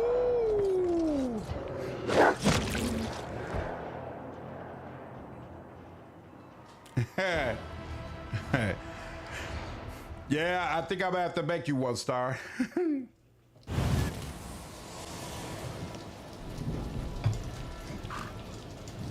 Your mind is a loose shard, adrift in a purple cloud. It is not remember ever seeing, hearing, or feeling anything. Were you ever truly alive, or did you always surrender to the flow like this, not bound by the fetters of corporeality? Your memories of the last several minutes are incoherent and painful. The flash of sorcery, the leap to the unknown, Solomorne shouting something. He gave Glado an order, but what order was it? Any attempt you make to process what happened only pulls you deeper into unconsciousness. You are wrenched suddenly out of oblivion, but a blunt, merciless bite. You try to breathe and hear your own ragged wheeze. Sight gradually returns to you, and an angry horse's head emerges from the mist. You are back. You are alive. Dun dun dun. Exactly. Focus your gaze. Slowly, your eyes begin to put together a sordid image. Everything around you is brown and disgusting. Hay, wood, blood, dirt, horse. The trapdoor you jumped down has led you to a stable. A stable is a place for peasants, not sovereigns. But somehow, your body remembers the sense of poverty. Your consciousness expands heavily, like sick lungs. You remember a large basket, bundles of food clutched in your hands, and the grateful smiles of the hungry. Feel your body. Your hand finds something on your chest, something so cold it burns your fingers. For a moment you think that is the real you, the shard of your will lost in the flow. But he turns out to be nothing more than a Thessertium necklace. As you look at it, the crystal stares back at you with its still blue eye. The fool's wrinkled face suddenly emerges from the reflection, and his gloating voice seems to hang at the edge of your awareness. This body remembers pain and the electrified air. Something bad. Shout. You shout. Your shout is as thin as a death cry and unbearably shrill. Still, it is just strong enough to make the creature stop trying to bite you and back off. Memories that are not your own tear into your mind, replacing your thoughts. It occurs to you that someone else used to scare all the monsters away. Your big brother, so funny and always smiling. With some effort, you manage to force his gentle face out of your head. I love how there's a random horse there. Yeah, this is an interesting development. Rise to your feet. You sway as if from sickness, all your limbs feeling impossibly fragile. Scrawny legs, frail arms, these do not belong to you. This is a costume and it is not yours. It does not fit your status, it is the wrong size, and it still carries greasy traces of its former owner inside. You are overcome with the urge to tear off your flesh and throw it away like a worn glove. You gather your will and repress the desire to peel all the skin off. The mad impulse recedes. The memories that linger in this body may yet prove useful. To complete the picture, you have no choice but to look into a nearby rototro at your reflection. You see familiar features. Some unnatural force has dragged you out of your body and into that of Maive, Ruoldo's lady-in-waiting. Now that you have spent some time in this stable, you feel a little more accustomed to your new limbs. But where's your own mortal shell? Ooh, look at that long list of injuries. All right, let's do a full save here.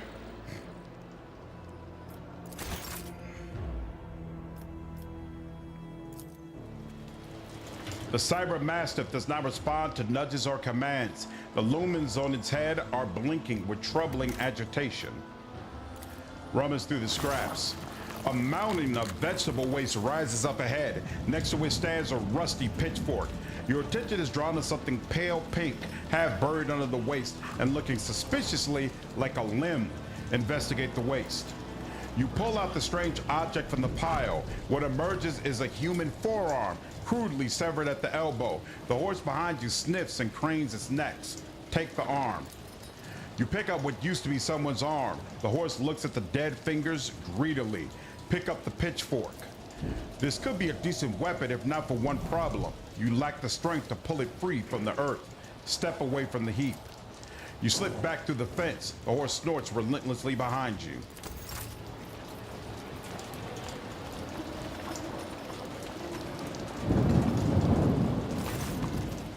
The creature that dragged you out of unconsciousness turns out to be a muddy brown horse. From the darkness, the beast follows you with his large black eyes. It looks hungry and frightened.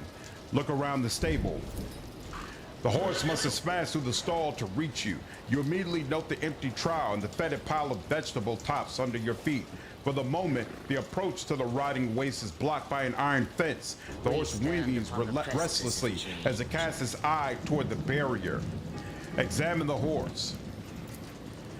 The horse is behaving oddly, lurking in the shadows. You must have spooked it when you came to. Toss the corpse part over the stable door. The animal's nostrils flare in agitation. It pauses for a second, watching the arm's trajectory, then trots after the treat with a rumble.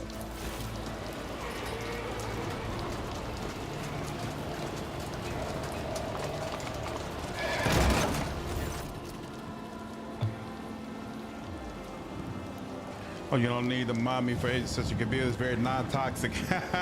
Thanks, Star. I appreciate it. Doc Torzo, what's up, man? Appreciate you following me over on Twitch. Starting frantically, the horse hurtles towards the stable door and smashes straight through it. The sight of the stable hand standing in the doorway portends nothing good for you. The man's face is savage, and glinting in his hand is a meat cleaver. Not so noisy anymore, are you, you little wench? I'll skin you alive. Call for help. You take a deep breath and scream as loud as you can. Your voice rings pitifully. This cry may be your last. You see your new reflection in the blade of the cleaver. There's no way out. At least this foray into the life of Tessarian peasantry has been a short one. An abrupt metallic clang rattles the stable. Something very heavy is coming your way at terrifying speed.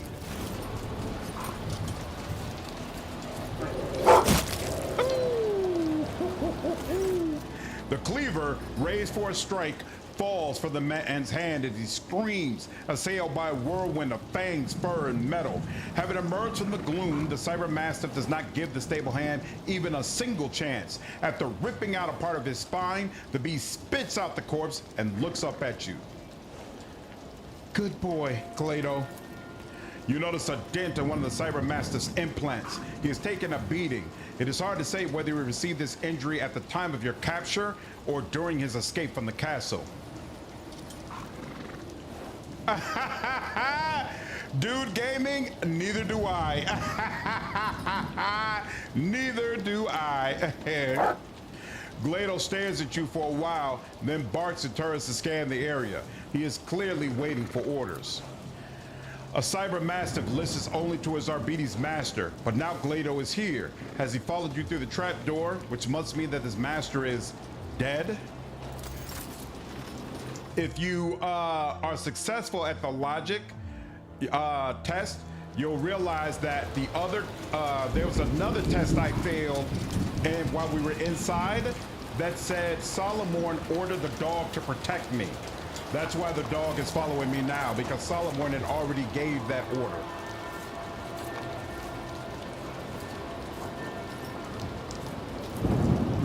The enormous gate is locked fast.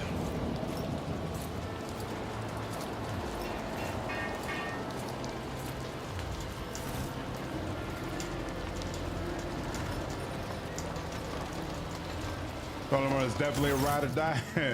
The local inhabitants coming down the slope look hostile in the extreme. The vilest of them is missing an eye, but he makes sure to keep his remaining one fixed on you. Hey, Poppet, where'd you get that dress? You know my bride-to-be would love to wear a dress like that on her wedding day. Would you lend it to her? The one-eyed bandit glancing at your dirty yet expensive clothes. Something tells you that these people would gladly peel the dress off you, right along with your skin. This is not Solomorne's backstory. This is the future. Of course I'll lend it to you, right after I flay you where you stand, scum. Something in your gaze causes the bandit's smile to disappear. One of them whispers something to the leader. The one-eyed man clicks his tongue to mask his trepidation. Grok shit, off with you. Putting down nutters makes more of a mess than it's worth. The bandits let you pass, having seemingly lost all interest in you. Oh, yeah, I understand. You're doing your own road trading playthrough and listening to me. Got you.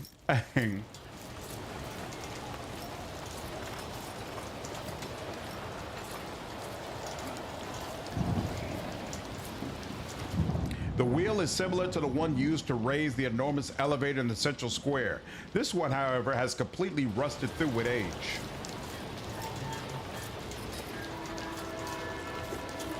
Stay safe, dearest, and say a big thank you to his graciousness for me. I'll never forget his good heart. Ah, so this is where you live. You were in a hurry to get over here, huh? Been playing Road Trader in the mornings and then beat you through in the evening while watching Road Trader. Ha ha ha! Awesome. Let's see if this time it'll work. Hey, okay.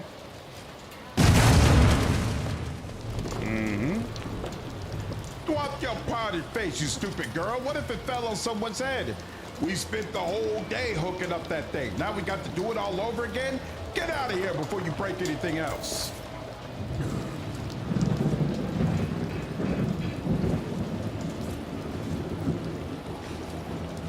Gone, servant. Look who's come down to join us. You ever get tired of being hungry, did you? Half sunk in malodorous mud, the houses, if one could call them that, are packed together like bubbles on a plague-stricken body.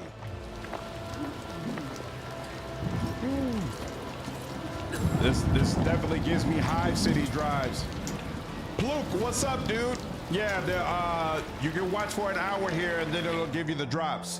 When people put in exclamation point drops, what are they expecting to see? Like, I don't completely understand Twitch yet, and I feel like I'm supposed to have something set up that maybe I don't. But I know people are getting their drops just by watching the channel. That does work.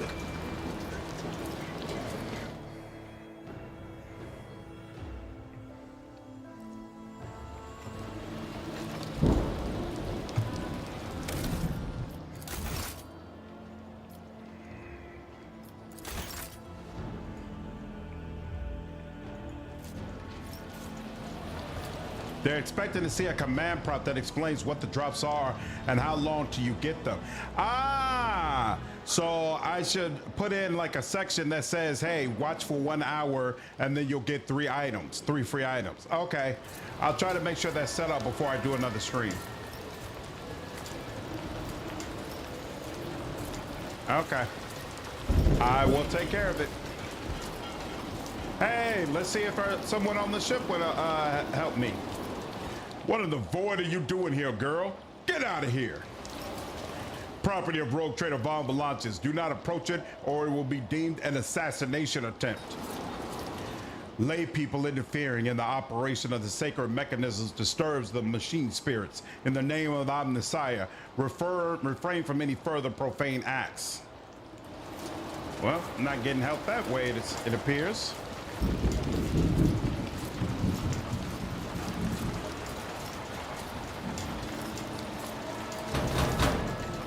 What's that knocking? Maive, is that you? Hold on, I'll get it. You can also make it a command. You can put drops in the title. I actually put drops in the title, but I didn't know that's what that meant. Okay.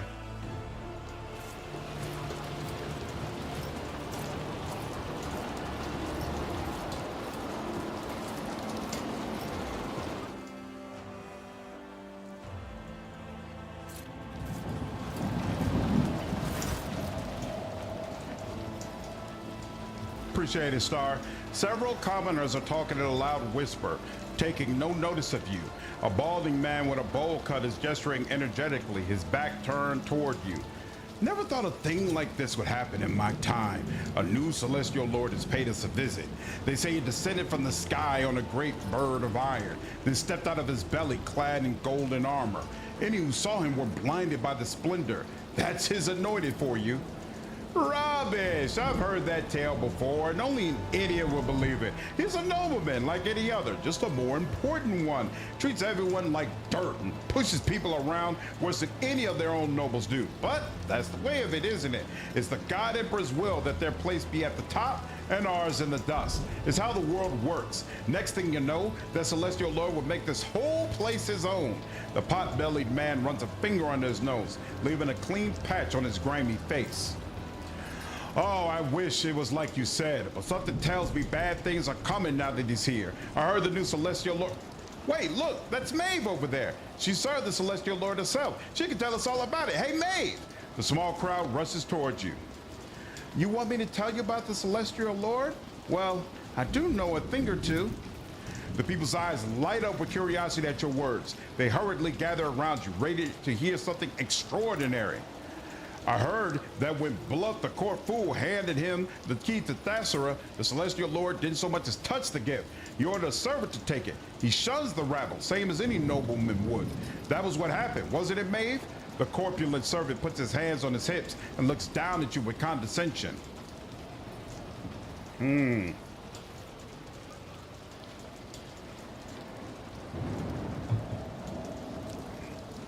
Well, almost. The governor's gift wasn't to his liking, and Ruoldo was punished severely for it. Now, every time the Celestial Lord so much as looks at him, he quivers, and his teeth chatter so badly you could use his jaw as a hammer. Finally, someone our rich folks are afraid of. Fail. The people exchange anxious whispers. One of them shakes his head doubtfully as he steals glances in your direction. Say what you will, but a noble's a noble. No matter how celestial or lordly, they all act the same. The servant elbows the others, bidding them to be silent. Be quiet, will you? Let Maive speak. The servant gestures for the others to come closer, says in a conspiratorial whisper, the Celestial Lord is a monster. You didn't listen to me, but I'll prove it, and Maive will confirm it. You hear about the mutant disaster? Well, they started looking for the culprits, but the Celestial Lord just had the executioner thrown into a furnace for his amusement. Am I right, Maive? No, you've got it all wrong. No, the executioner, the commander. Tell us, Maive, did the Celestial Lord really execute somebody? You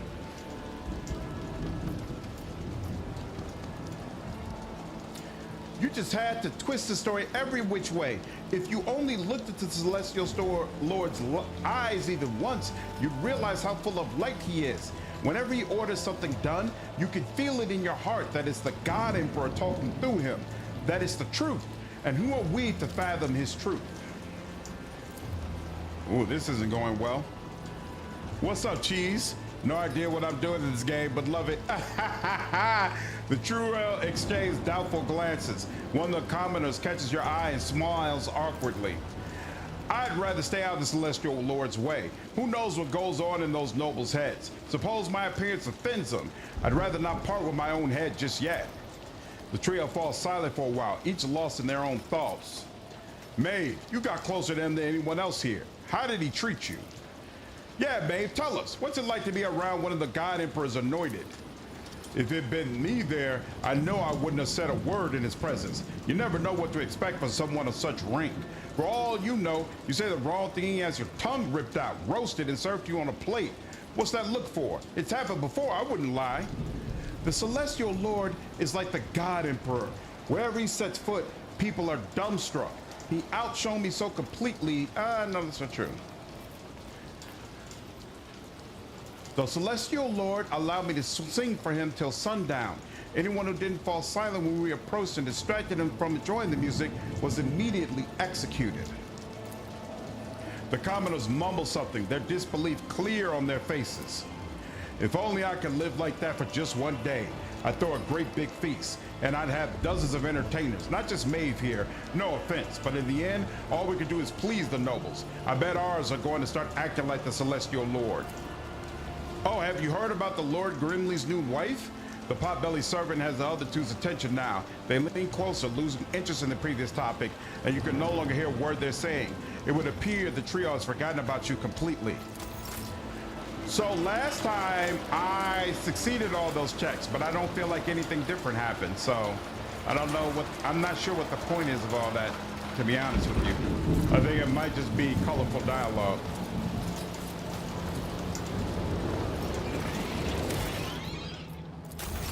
Damn, those trade aren't getting any better. Not at all, but luckily I'm still able to move forward. So hey, it is what it is. Thankfully, Gladio is there to protect her. I agree, very grateful. Must be someone important. Somewhat. The vox in your companion's hand is speaking in your own voice. There's no need for concern. The proctor and I are in the middle of examining the documents together with the governor. I will be back as soon as we are done here. There's a loud click indicating that the other side has cut the connection. Shut up, little whispers. Huh, they're really acting up. You know what? I don't care what the Lord Captain said. Something's wrong. Activating standby mode. Pascal emits a quiet hum as he begins his Ben Harrod prayer. Jade jerks her foot impatiently, her heel tapping loudly against the paving stones. First the elevator, now the rogue trader stuck in the local archive. Intuition tells me they are making fools of us, and we are playing right into their hands by standing around down here. As soon as you approach, everyone's attention shifts to you. For now, their reaction feels closer to pent-up irritation than outright hostility. At last, I found you. I need your help. They take no notice of you at first, but after a moment, one by one, they turn their gazes to you. Silence falls over the street. Isn't that the meek little lady in waiting that was assigned to my Shireen? Looks like she's lost the Lord Captain too, and her sanity to boot. Cassia frowns, covering her mouth with her hand. These colors, it is though they have been copied from those I usually see around the Lord Captain. Adira stares at you, and her eyebrows start to creep upward. I'll be damned. Either I'm completely out of my mind or... No, that's just insane. The Lord Captain in the body of that court lady? That's rich, whispers. She starts rubbing her eyes as if trying to clear them. I have fallen victim to profane sorcery. I need my body back. Your retinue hesitates. Some exchange puzzled glances, while others frown and look at you intently, as if hoping to see obvious signs of sorcery. Look, I have Solomorne Cyber Mastiff with me. Would he order his dog to guard some Thessarian chit? This statement is potentially true. Cybermaster protocols are difficult to breach and override, much less. Pascal casts a gloomy look at his surroundings in a primitive culture such as this. If anything could cause Solomorne to be parted from his faithful dog, it would be a threat to the Lord Captain. We need to get upstairs. Just trust me on this. You will find the rogue trader at the top. Tell the shuttle pilot to take us there. He won't listen to me. The suggestion to stop puzzling over your identity and start acting seems to have had an effect. At least no one is arguing with you anymore.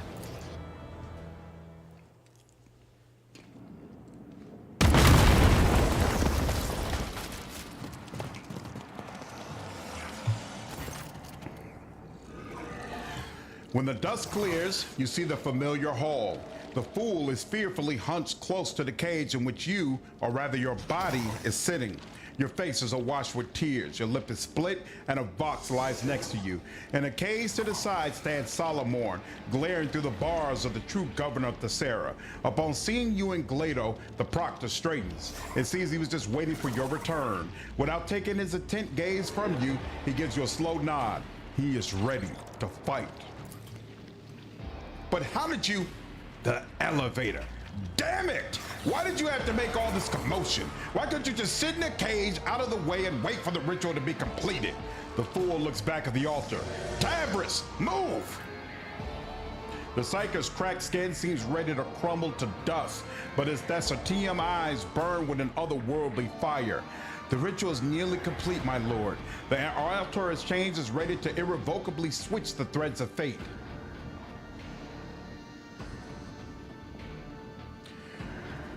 Emperor knows I was trying to give you a chance. How very generous. Allow me to repay you in kind. If you leave now, you may live out the rest of your days on my planet as that dunce of a woman. No, wait, I've changed my... The metal of the cage emits a piteous creak as Solomorne slams his entire weight against the bars.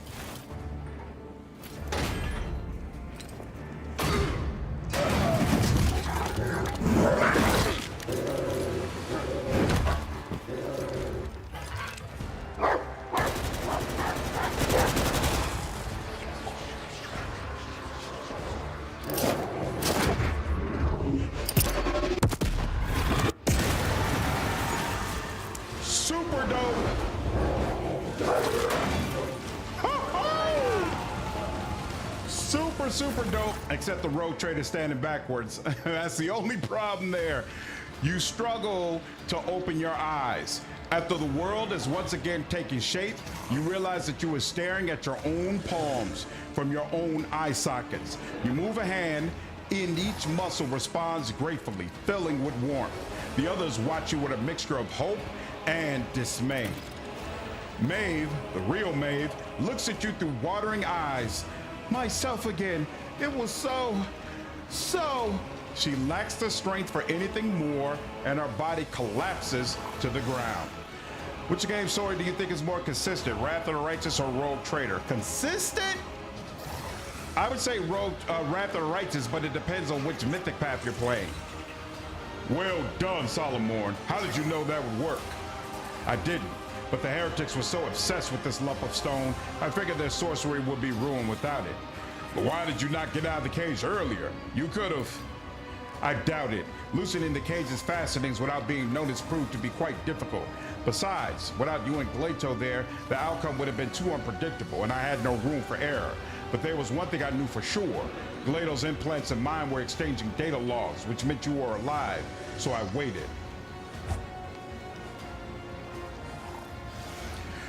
Governor Ruoldo, for the crimes of stealing my body from me, practicing heresy, and all-around monstrousness, you are hereby sentenced to death. Attack! How dare you order around anyone in my own palace? Tavris, do it!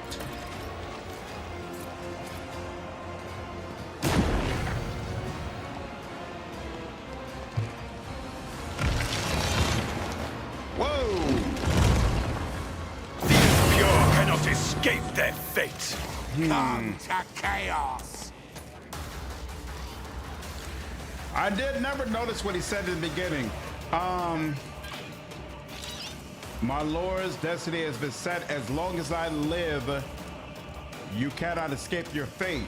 So if I wonder if you kill him, if the statues no longer move. Huh.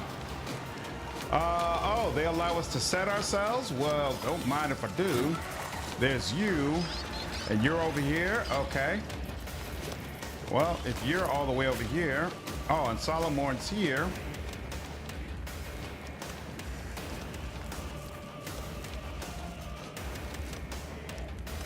Yeah, let's do that. And then she's up there. And then you, where can you go? Yeah, I guess you can go up here. And Vesper, let's get you up higher. I'll probably want you up over there. Or maybe not, actually, I'll put you over here. And then, yeah, I guess I'll put Jay over here. What's the problem? There's cover here. Why is the path considered blocked if there's cover there? I don't like the idea of her being right there. That doesn't appeal to me. I guess she'll go back here then. And he... Oof. Yeah, I guess he'll deal with you over here. With y'all two over here, in fact. Yeah, fine. Not sure how I feel about that, but we'll figure it out. We'll figure it out. We'll figure it out. All right.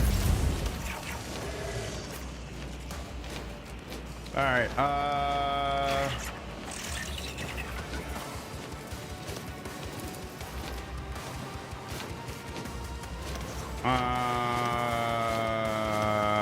Yeah, sure.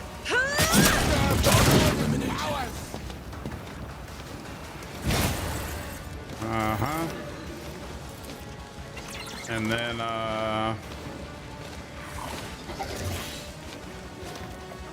I'm not accustomed to being ordered. There we go. Yep. I am There. a navigator, not a servitor. And am I close enough? No, I'm not, so guess I'll need to do some of this.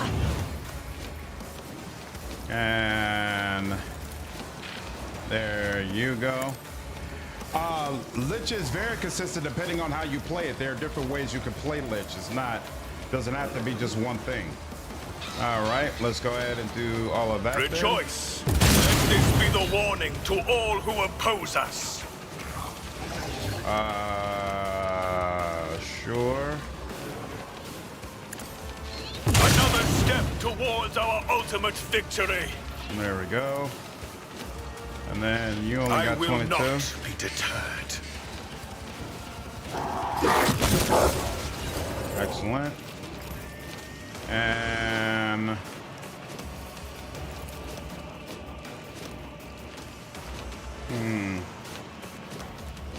And yeah, so sure. shall it be done.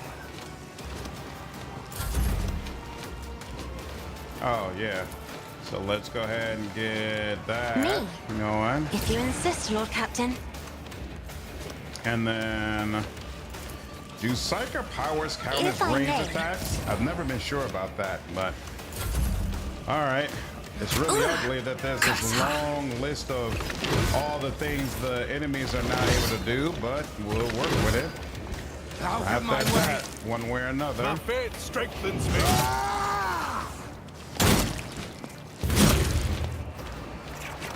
Flesh betrays me. The father thought that his machine rumbles frequencies. Oh, that was ugly. All right. 311, 308. So I guess this one is less. I don't know if I shot you before. Oh, The cool. We Emperor, get your another one. corrupt way has failed That's you. excellent. Billy, what's up, man? How are you, dude? Let's do this. Rejoice in service. What's so bad, but I also don't want to get spoiled. I I know the will feeling, not man. be deterred. I absolutely know the feeling. Damn, that didn't. Rejoice in service. That was low. Actions will speak louder than words. Oh, that sucks. Are there any other of those low-level guys? You're 96. You're 200. How much are you? You're 96 as well. You're 196. Oh, I can't. Interesting. I can't use you for anything else. Yeah, let's go ahead and And so it protect that. shall be done.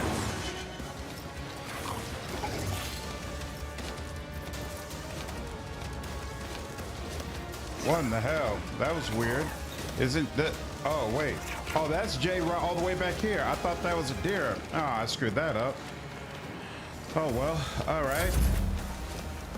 Solomorne is next.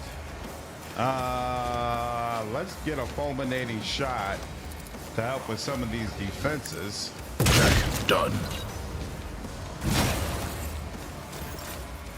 And then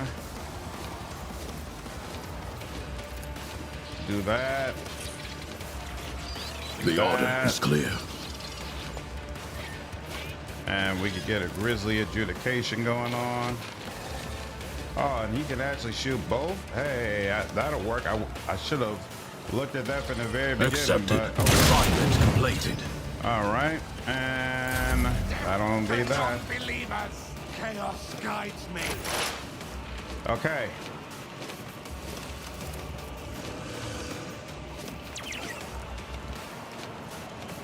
What in the hell? Here, hold on. Let's do it this way. No, because I don't see it popping up for everyone that way. That's one. And we'll also take the bonus to willpower.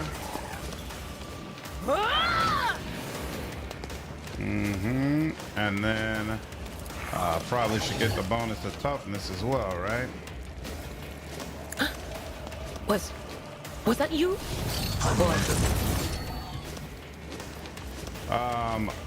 I heard the heroic act, but it seemed like it didn't give it to me. That's weird. All right, now. That's only some. That's only some. So there's nobody I could flat out take out. That will take out the dog. Okay, so this one is my best option. Anything else? What do you mean, how do you gain companions? Heretics gain companions the same way everybody else does. Let's see. There's no way I can get rid of him, right? Yeah. But of course.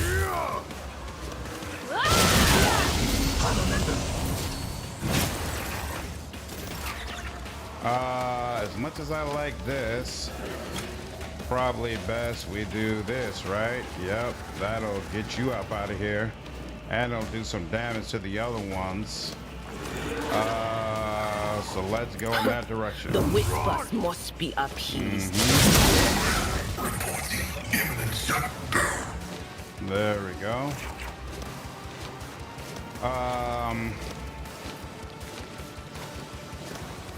Oh, you know what? Let's move you over a little bit. Make sure that well, actually, here. Let's see what you can do. Yeah, okay. Nice bit. And then finally,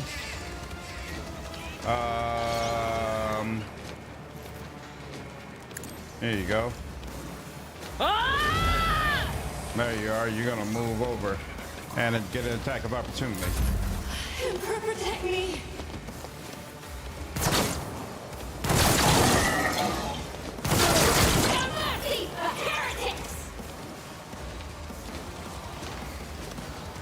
Oh yeah, that would have been helpful.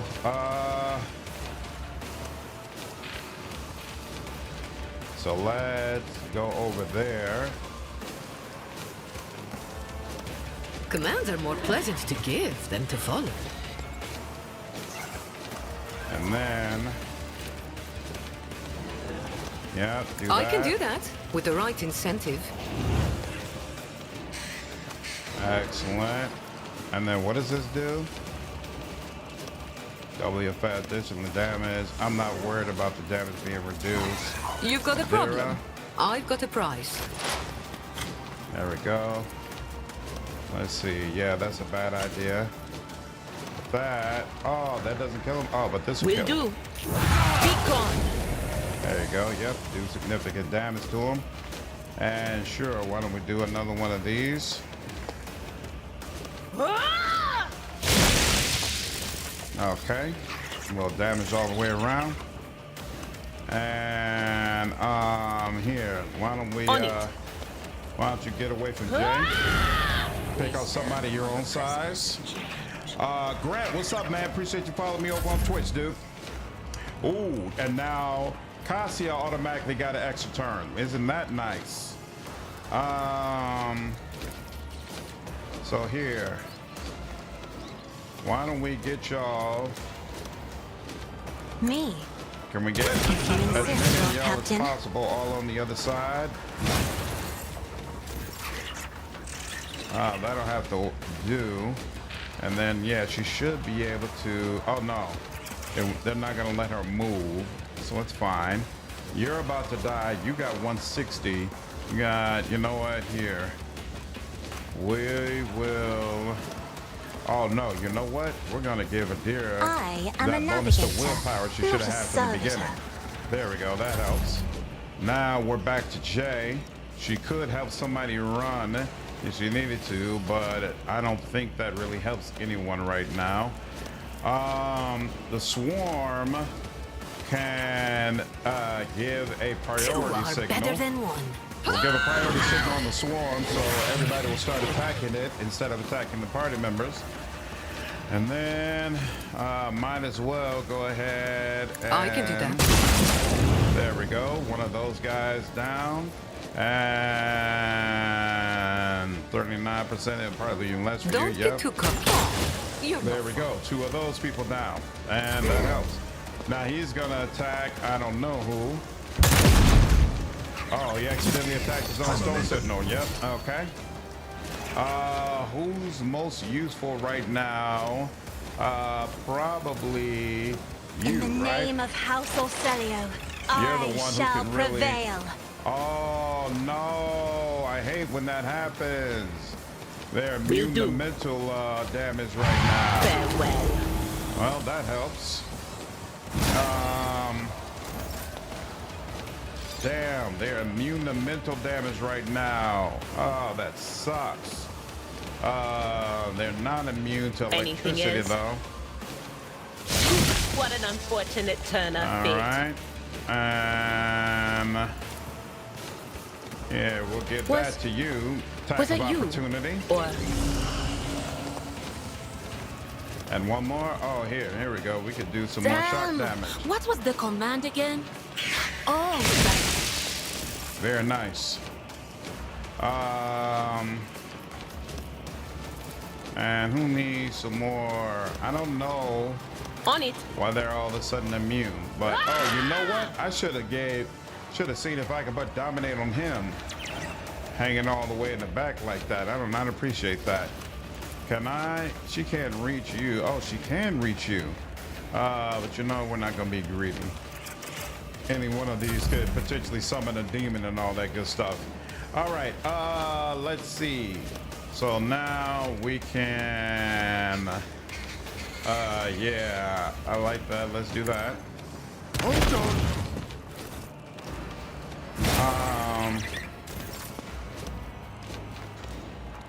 Let's see. You're low. You're low.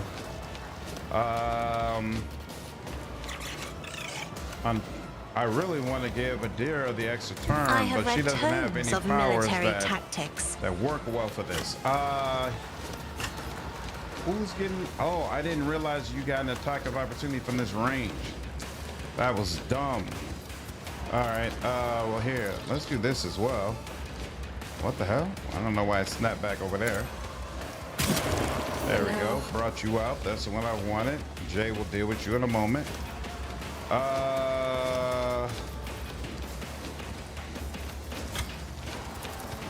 I mean, you'll figure it out probably. Here, let's see what happens.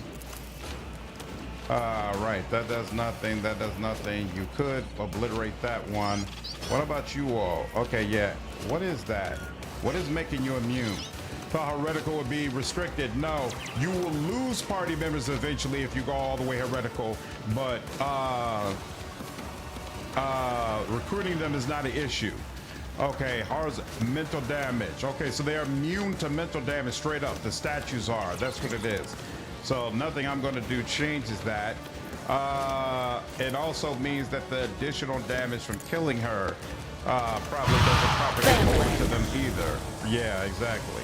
Oh no, they do take the residual damage. Oh, okay, excellent. So that did help me. That helped me. Nice, nice, very nice. And now she doesn't take an attack of opportunity for doing this, and she will take out yet another one of these statues. Very nice. And we got another heroic act. Uh-oh, we might be about to lose that though. Let's see. We did that. We got that back there. And yeah, I think we're good with the way that things are. The sculptor's gonna... Too bad I never leave debts unpaid. I don't know exactly what that's right. They're walking away trying to get to Adira. And because of that, they're drawing attacks of opportunity. Very nice. Very, very nice. All right, now we can do this little bit of extra damage that is not really doing all that much, but okay. Who has been judged and found wanting. We get some more, huh? We get some more. I will not let my fury rain down upon thee. We're gonna do this, and then we're gonna boost it up some, and then we're gonna do another one of these. There we go. That's better.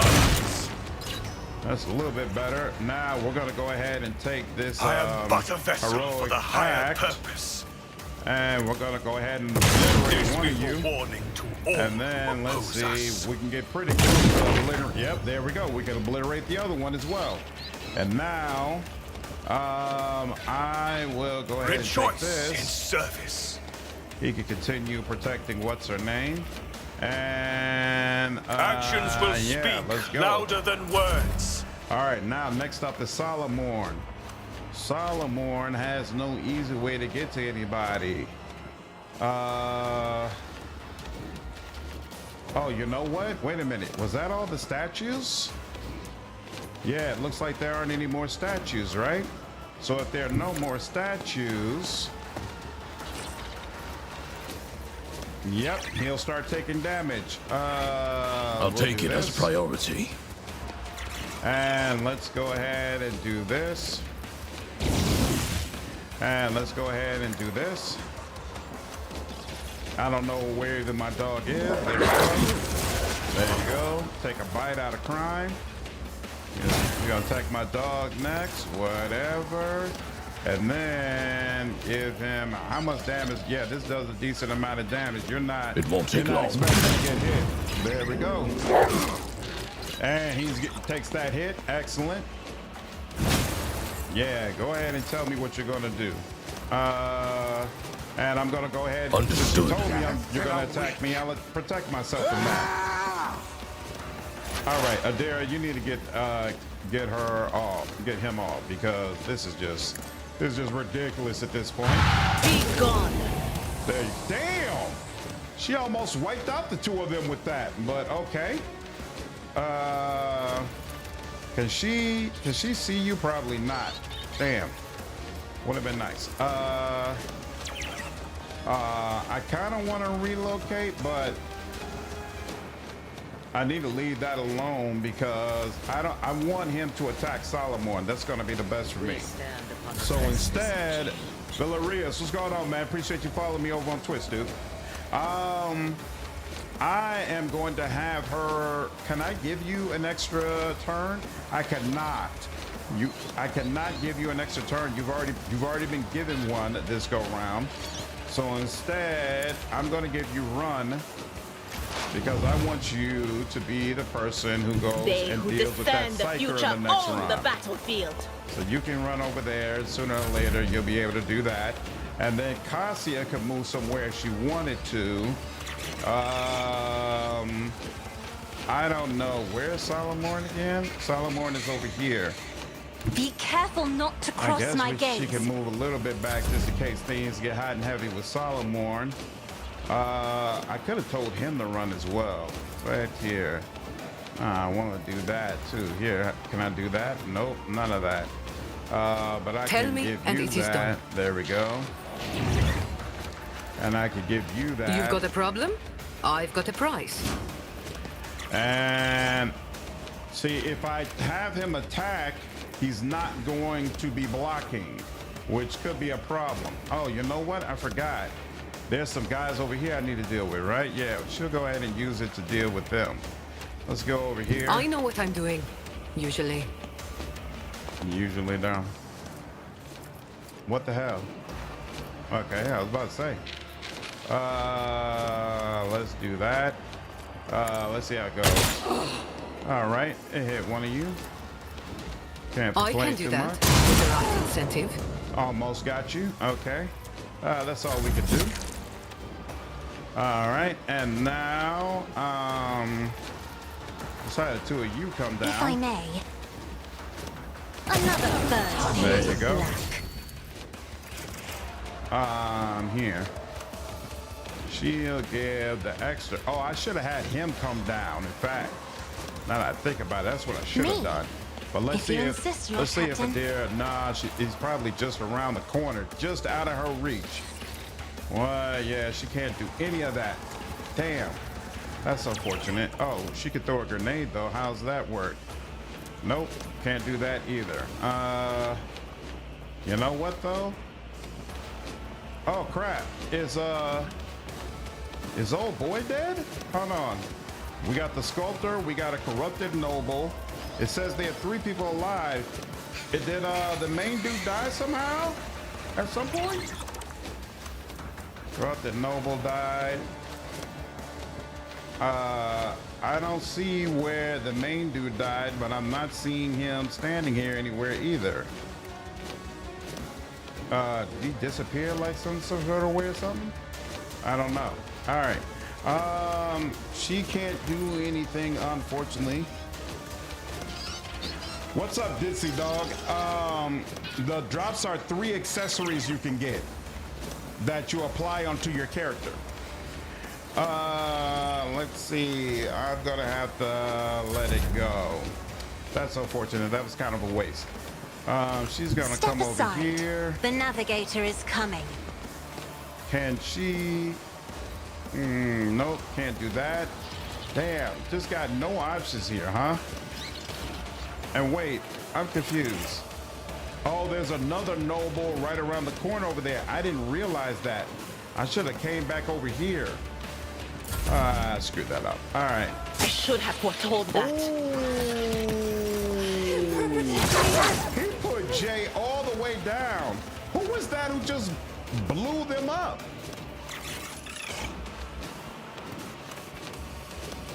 This is not right. This is not the most recent thing that happened. What's up with the log?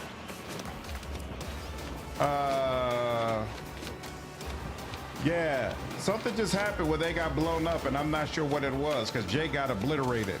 All right. He could come over here, but no. Akira will deal with that. We're gonna come all the way over here.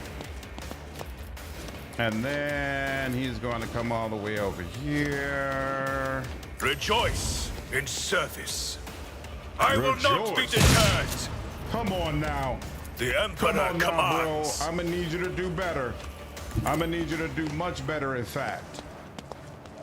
What is really going on?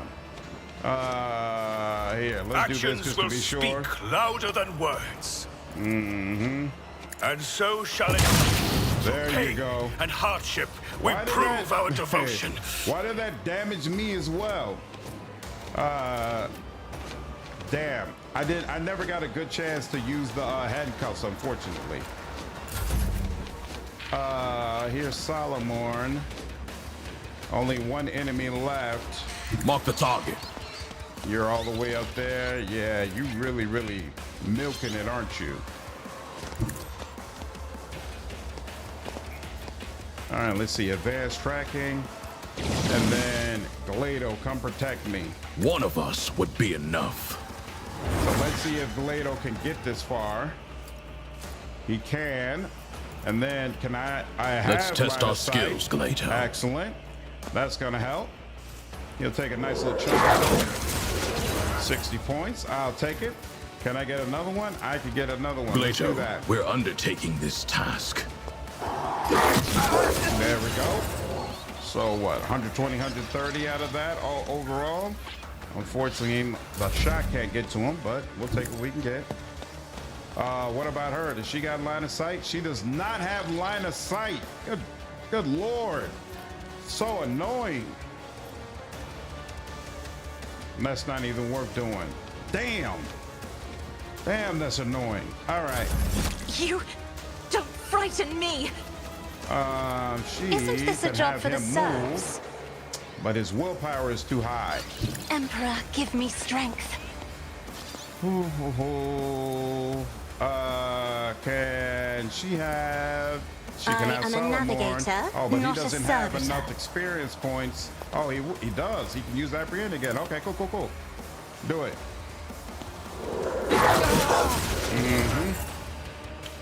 And even though this will, no, let's run. So he'll just activate this in anticipation and then have to let the rest go. And nothing more she could do either, so let that go. What are you going to do? You're going to try to run, take another hit, and he's going to hit you again. I like that. All dog.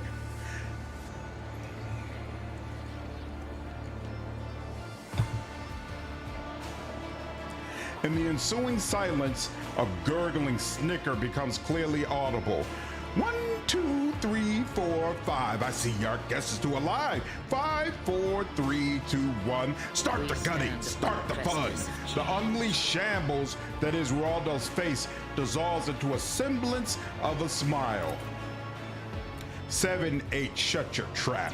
You may open it when you are asked a question, and your answer better be honest and to the point, or I swear by the Lex, your execution will involve Glado gnawing off your limbs, and he can be a very slow gnawer. True story. What's going on, man? Appreciate you following me over on Twitch. Are there any other victims of your ritual that survived? No. And I didn't count the dead. The ritual is a complex one to perform, so it took Tavris and me a long time to calibrate it, and you were the one it worked on. To think of all the possibilities that opened up. Using the altar of change, I could have body swapped my way up to a Lord of Terror. Boneless, what's going on, man? Appreciate you following me over on Twitch, dude. What are you talking about? The very suggestion. The Proctor's voice resounds with fury. His steely fingers dig into Glado's collar. You sick degenerate. As my father used to say, if you've come a long way, keep going. I'm a dead man as it is, so I might as well dream a little. Thessateria, what are its properties?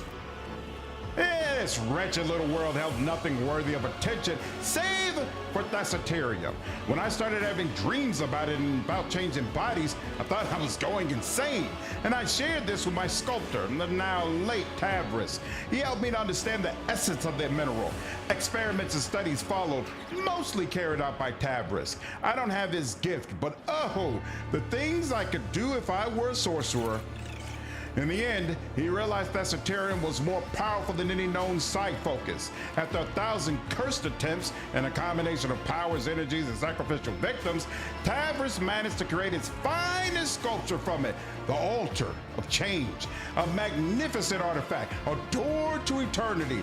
No more limitations imposed by our mortal bodies. No ailments, no injuries. If your flesh is worn, just swap it for new flesh. Don't like your lot in life? Choose from 1,000 others. No longer just a dream, but its most perfect realization. Immortality in stone. What? Yes, I know it's not an option. I've got my own life to live out somehow, but why would I want to take on another? What was the whole point of that whole masquerade with the fake governor? A governor attracts too much attention, and I wanted my hands to stay untied, so I offered my court fool a fair bargain. He would become me, ruling the planet, living the good life, getting whatever he wanted, while I would be out there, flying toward the stars. We traded faces, clothes, and lives, and because I had gotten the local nobles into the habit of suing other people's mugs on their heads, the swap went unnoticed.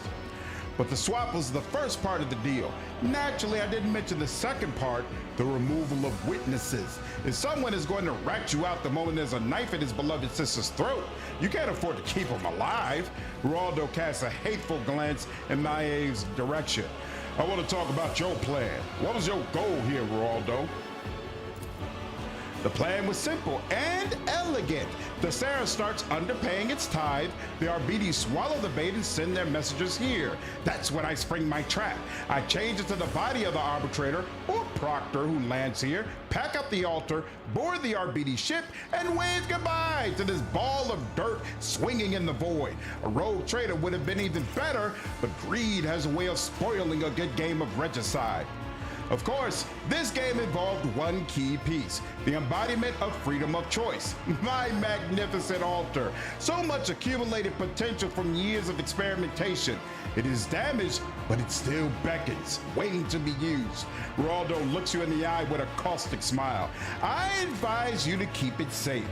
Who knows how many thousands of lives it will claim if something happens to it, unleashing all that power.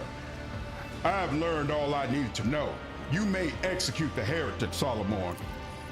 Since you're done, Solomorne points his weapon. Ruoldo, you have committed unthinkable heresy, and I refuse to acknowledge you as a human being or read your verdict as befitting a criminal. You are a stain on the Sarah's history, and it is time to wipe you from it. Although he executes the governor quickly, you see a fleeting expression of absolute disgust, perhaps even hatred, pass over the proctor's face.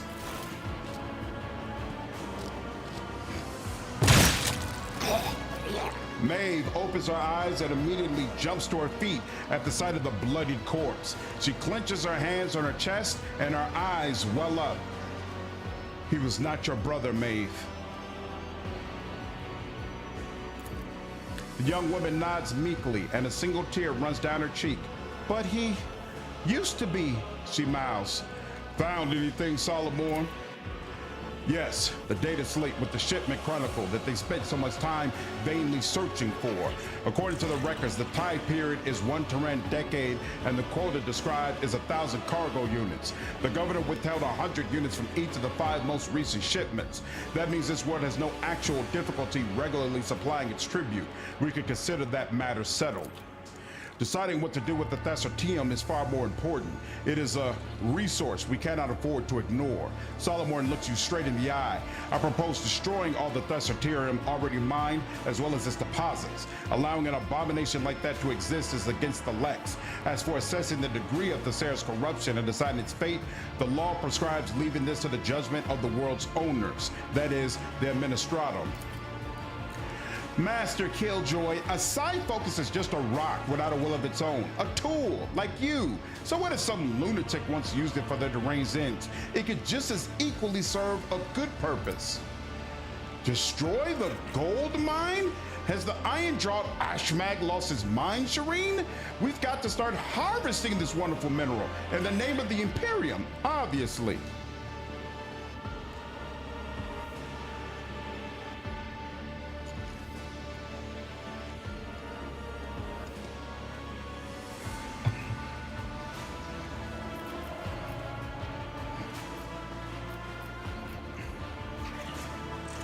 Dogmatic. Let us do it your way, Solomorne. If that is the solution the Lex Imperialis demands, then I fully concur. Thank you, Rogue Trader. This is the right choice. Maive looks up at you pleading, "My celestial lord, what am I to do now?" And not a sliver of remorse, just fear for our own skin. Do not be swayed by a criminal's tears. I've seen plenty of those and they are worth nothing. Or I should say, not worth more than a bullet. What can you do? I can brew recaf. I can do sweet with a foam of cream or strong with special spices. I can dance, sing, carry scrolls and data slates. You are coming with me. Thank you, my celestial lord. You are my savior. You are going to trust a heretic with brewing your recaf? Then you ought to take a dozen local commoners along as well to taste anything that criminal has handled. Then the Sarah's fate is decided, and there's no point in staying here any longer. The heretic mentioned that destroying the altar would risk deaths among the population.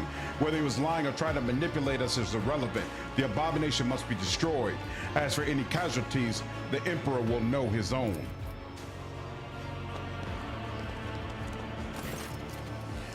As you approach the damaged altar, you feel an unpleasant weakness. You hear a faint ringing in your ears, as if the smooth surface of the stone is groaning from the wounds it has suffered. Dogmatic, destroy the altar.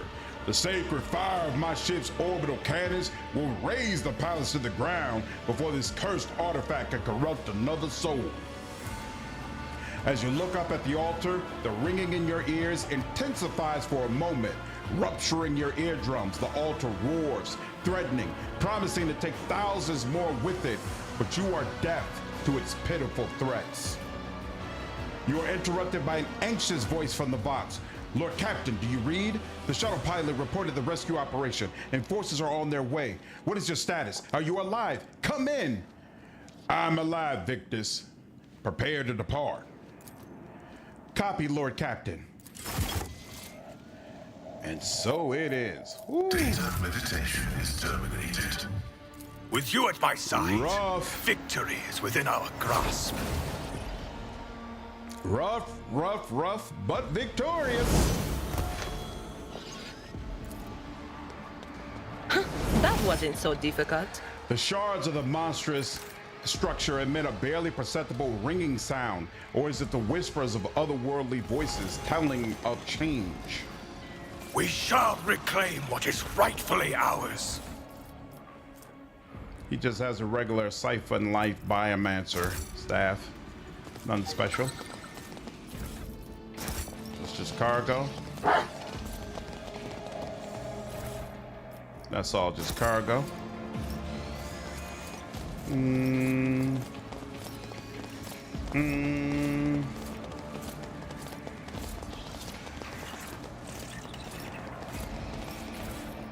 More cargo.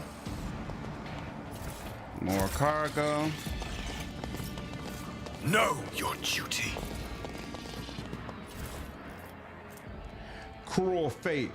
This two-handed solid projectile weapon gains 75% over penetration, and whenever the wielder scores a critical hit, they regain 1 action point. That is definitely nice. Definitely nice. Heavy Maul, Power Hammer. If the wielder has a shield equipped, whenever they hit the target with this maul, they immediately make a shield bash against that target. If it hits, the target must pass a toughness resistance test with a +20 bonus or become stunned for 1 round. That is awesome. If you're running a shield build, that is really nice. Circles have been scrawled over whole stacks of scrolls. Each circle resembles the one dabbed on the floor, but none replicates Let it. the faith guide my path to glory. The clear lines of the sorcery symbols elicit a vague desire to touch them. So cargo and wait, no. Yeah, I feel like there was this issue before where it says that there are things to pick up, but there's not actually. Taba the Scourged. Where is he?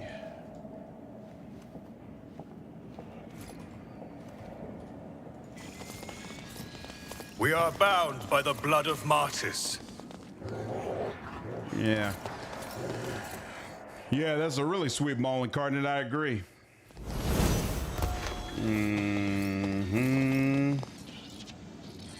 Yeah, it almost makes me wonder. Wait, it almost makes me wonder, is there another section that I'm just not seeing? Let me make sure.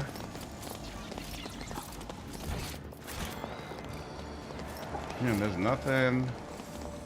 nothing else. So yeah, I don't know why The those divine markers are there. watches over us. All right, say.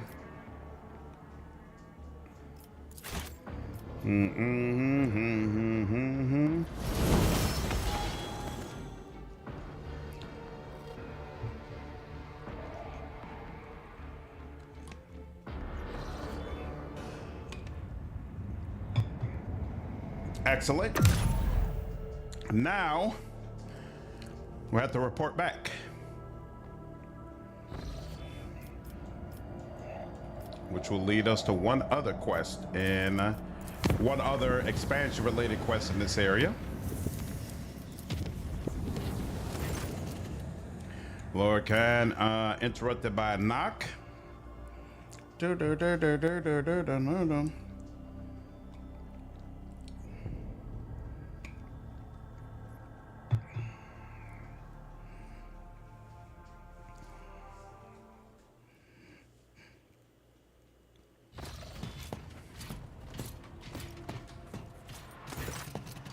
Valet.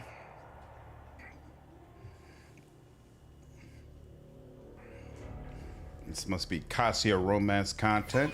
Oh, she's probably telling me she really likes the library. Yep.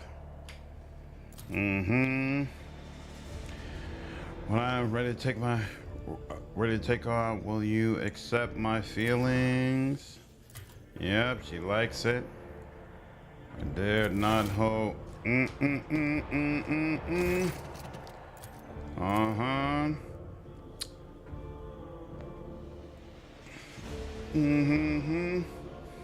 Cassia's romance is secure.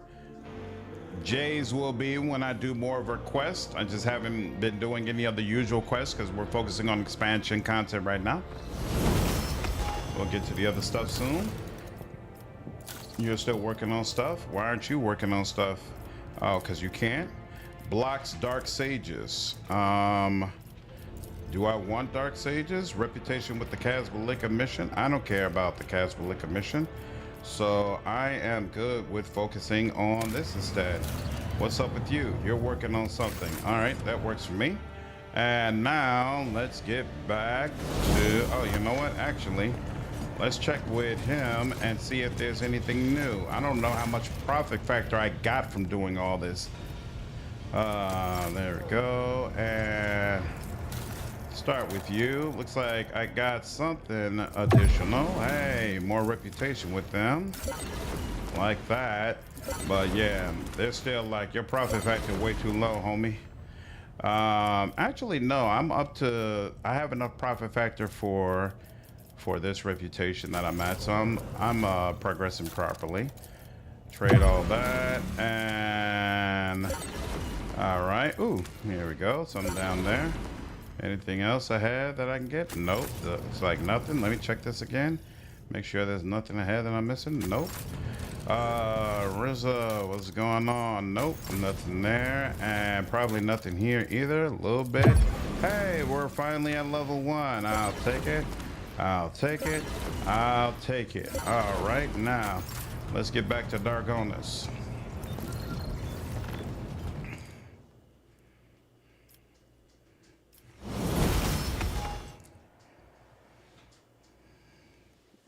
We only got to move one more time and then we'll be there. And then warp here. Release from its grip. Fantastic.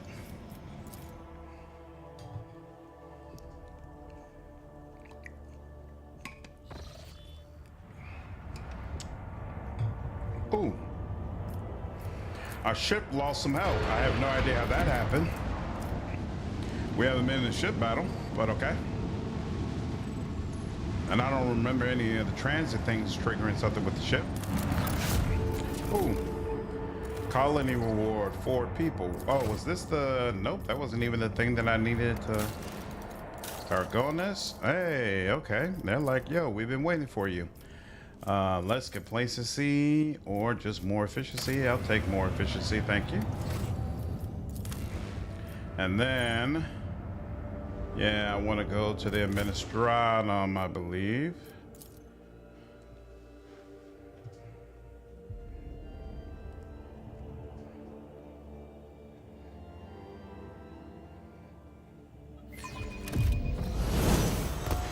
Excellent. Now, let's go ahead and level up. Overseer, side by side. I already got that. Automatic protection, where was right? Perimeter defense, I got that as well. Bones are increased. Battle mode terror. Chain maw. Probably like that. Subsequent apprehended hits we just saw. Apprehended can be very powerful in the right situation. What's ruinous flows? The start of each round, all creatures around, no, because that can affect party members. When its psychic power is relayed through the Cyber Raven, it suffers 3 direct damage and gains +3 willpower. Interesting. Warp buffer. If the Overseer is within 4 cells of the Cyber Raven, whenever the Overseer triggers perils of the warp, it affects a random enemy inside the area instead of the Overseer. If there are no enemies in the area, perils of the warp affects the Overseer's per usual. Definitely will take that. Definitely, that is nice. We'll just keep going with this. Whatever, we'll just take them in order. We'll just take them in order as is. Bloody Mark, Emergency Protocol we already got. I think that's the last of ones that we really care about for this. Oh, right before it begins soaring, it can stagger enemies. I actually do want that. Here's a 3 cell radius around it. Yeah, so right before it gets soaring, we'll take that one. Menu, what's the deal? Self-learning act, whenever the ability is extrapolated, Servitor gains +1 fellowship. Probably should go ahead and take that. When it's 5 more away from the sun, their fellowship is increased by +10. What is it? By twice the familiar's intelligence bonus. Interesting. Let's go with unseen support, because she likes to send it where the damage dealers are, which oftentimes is not close by her. Interesting. He has, oh, so wait, is Solomorne maybe at a higher level than everybody else? So I'm at level 25. He's, I guess, about to be at level 26. Is that what's happening? You know, originally I said I wanted him to increase agility, but you know what? Yes, I still do, actually. That's what makes the most sense. agility, and demolition. There we go. So he's at level 26. The rest of us are at level 25. Okay, that's interesting. And let's go through the weapons. So we don't need, we'll have to check for Heinrich to see if he wants that ancient force sword. We don't want the primitive sword. Let me just check this biomancer sword. Plus 10 willpower. James, what's up, man? How are you? The game is great, dude. The expansion is really cool. I'm enjoying it. This ability is available. Yeah, it's just a regular type. I'm gonna add this to cargo. Vindicator flame. So this is in fact, no, this isn't new. This was here before. And we're not using flame at all, so I'll let that go. Add to cargo.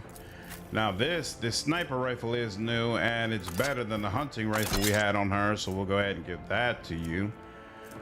Just as a nice alternative in case for whatever reason the pistols aren't hitting. Don't need a last gun. What is this? Jan check Heinrich. And Abelard will be able to use that, so we'll keep that around. Medium armor. That is less armor than what I have right now. Where it blocks an attack, all adjacent creatures must pass the toughness resistance test or suffer 1 stack of perplex. I mean, it could be, yeah, no, it's not better than this either. The wearer's reactivate range is increased by 2. When using reactivate, you gain 25 temporary wounds, and he gains armor that scales with coercion. This is a great piece of armor, but it's like one of the few Arbites armor that was in the game at the time that I played it. I'm really hoping there's more Arbites related gear, maybe by Act 4. Finally got out of the unemployment trap today. Back to making money, and I'm not gonna get kicked out of my apartment. Things are looking up like crazy. That is so amazing to hear, James. Really, really happy to hear it, dude. I'm sure it's a tremendous weight off your shoulders. It's nothing like breaking out of the dark times and seeing the light. Yeah, the new companion is really cool, man. I like him. I like him. He's got a great voice. He sounds like Idris Elba. It's been a 6-month nightmare, that's for sure. I can only imagine, man. Yeah, so glad you're finally broken out of that. How you doing? How's the job hunt been going? Actually, I got a 1-year extension from my job. So how's the job hunt been going? Actually, job hunt. Looks like I'm going to be working for T-Mobile for a little while. Assault armor. Whenever the wearer starts their turn with no enemies in a 3-cell radius, they gain +4 movement points and do not provoke attacks of opportunity this turn. They get +10% armor if the wearer starts their turn with at least 1 enemy within a 3-cell radius, which he does all the time. So he's got 40%. So this armor always has 40%. So technically it's better, but let's see how this looks. Interesting. I'm not. Is that? Oh, cool. You can actually see the handcuffs dangling from him. Whoa, wait a minute. What happened to the handcuffs? Oh, they're here. There we go. There we go. It's a consumable. You can see the handcuffs dangling off him. That's super cool. Super cool. So wait, I wonder, can you see the whistle on him? Doesn't look like you can see the whistle. Okay. Still, that's pretty freaking awesome. James over in the YouTube chat, Death Incarnate says, that is good news, James. I'm in a similar position myself, looking to get out of this hole. Congrats on the extension. Thanks, Incarnate, man. Hoping that you'll be in the same situation very soon. A brand new offer from a job, getting you out of your situation. Hey, I'd love to hear that. Any chance I see you at Gen Con then? Not this year. I need to get myself back on track, but definitely 2026. I plan to hit up the conferences hard. I definitely want to go to DreamCon, and I definitely want to go to DreamCon and the VidIcon one for YouTube, and I might go to TwitchCon as well. I want to go to all the cons, start making more connections, finding more people in this space that I could do content with, things of that nature. So I definitely want to put myself out there more. So I'm gonna spend the rest of this year getting myself prepared for that, and then hit it hard in 2026. That's the plan. That is the plan. What mask are you wearing? When you use a psychic power attack, they restore 2 action points or take 10 warp damage with a 50% chance for either of these effects. Or you can gain +1 side rating. The demon attracts the closest, and we've already established her perils of the warp can be transferred to someone else. So you know what? Let's give you that. Why not? Boom, boom, boom. When the wearer hits an enemy with a melee attack, the nearest ally gains 10 temporary wounds. And how is this decided? Willpower plus fellowship bonus. That's interesting. The wearer's nearest ally, temporary wounds granted by this item do not stack. What necklace are you wearing right now? This one gives you +10 willpower, right? Aquila pendant, is that what this is? Yeah, so you're getting +10 willpower. Ain't no way you're letting that go. What are you getting from this right now? +5 fellowship, interesting. +10 commerce, so where has Dogmatic inherent above? So it's technically it's helping you with your lower Imperium, but you don't really need that. Oh, but wait. When you hit with a melee attack, you're not doing melee attacks, so willpower and fellowship. So I guess maybe Heinrichs could make use of this, but not you. Plan on seeing you next year then. Yep, for sure, James, for sure. The wearer gains an additional 1 action point for each consecutive turn that the wearer has not moved, and it stacks up to 5 times. You could potentially make use of this. Grants +20 lore warp. The wearer did not spend their MP during the next turn. They gain +10 to all characteristics, which could be nice.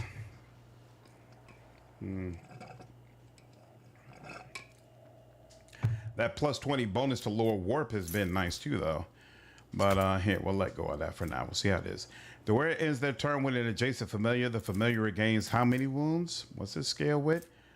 The familiar's toughness bonus. So toughness is not something you're particularly high in. Toughness actually isn't something any of the familiars are particularly high on. Now think about it. Let's see. For every kill, the wearer increases the critical hit chance by 5% until the end of combat. That's actually nice. And then you gives you +10 coercion. Yeah, I think I'm gonna let this go. I think I'm gonna put this in storage. Well, actually, here we could see. Yeah, I definitely don't want you to let go of that cape. I like that cape on you. 10% parry reduction and 5% armor penetration for melee attacks. Yeah, we'll put this in storage for now. All right. Whenever it's protected ally dodges or parries an attack, the Cyber Mastiff gains 4 temporary wounds and deals 10% more damage for 1 round. Does not stack. Protect can be used multiple times per turn, but each subsequent attempt using a round increases cost by 1 action point. I'm good with that. I like that. And then the Raven. What's good with this? Enemies affected by relayed psychic power must pass an agility resistance test or become slow. If the enemy is already slow, it must pass an agility resistance test with a +20 bonus, become immobilized. Targets immune on immobilized suffer warp damage. I guess. Cyber's willpower is 80 or more. It immediately heals to full. Yeah. We don't care about that. We'll let that go. How about the Hawk? What's the Hawk doing? The Cyber Eagle gains 24% dodge against the obstructed enemy's melee attacks. If the Cyber enemy dodges the obstructed enemy's melee attack, the enemy immediately hits his random adjacent ally. Yeah. Sure, why not? That works. And then I'm pretty sure we want the Swarm, right? It forces a willpower test. Yep. So how's that willpower test work? It means Jason Servo Skull Swarm must pass a willpower resistance test with plus 20 bonus to suffer plus 1 stack of perplex. The Servo Skull Swarm's deflection is increased by plus 1 for each perplexed enemy in a 4-cell radius. Akashima, what's going on, dude? How are you? Your Twitch viewership blew up like crazy. That's because I took such great advantage of those Twitch drops that Owlcat did a couple of days ago. So I live stream on both Tuesday and Wednesday, basically all damn day, trying to make sure I captured as many of those people as possible. And I was blessed. A couple of major streamers even rated me that day, bringing more people over my way. So it was really, really cool all the way around. Really cool all the way around. Okay, got that. All right, and I am fully leveled up. We're good. I think we're going to go ahead and stop it here. The next sequence is very, very long, requires quite a bit of voice acting, and my throat is already getting a little hoarse, so I'm gonna go ahead and get some rest. I do plan to stream tomorrow, but it'll probably be late tomorrow evening. I got a very, very busy day, but I think we made good progress today. Got through another expansion quest. There's one more expansion quest we got to get through, and then we're going to blow through the rest of the content you would usually do in Rogue Trader for both Act 2 and Act 3.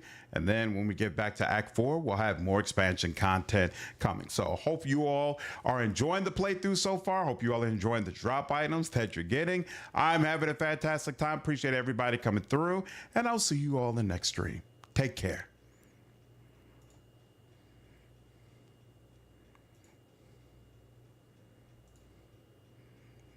Yep, take care, Jovi. Have a good one, Death Incarnate. You all have a good night.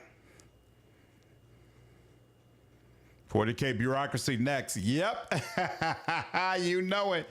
Night, Venolin.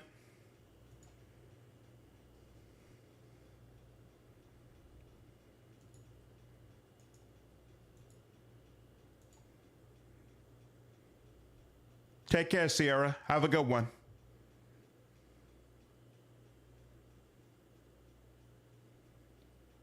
We stand upon the precipice of change. Coconut, appreciate you following me over on Twitch, dude.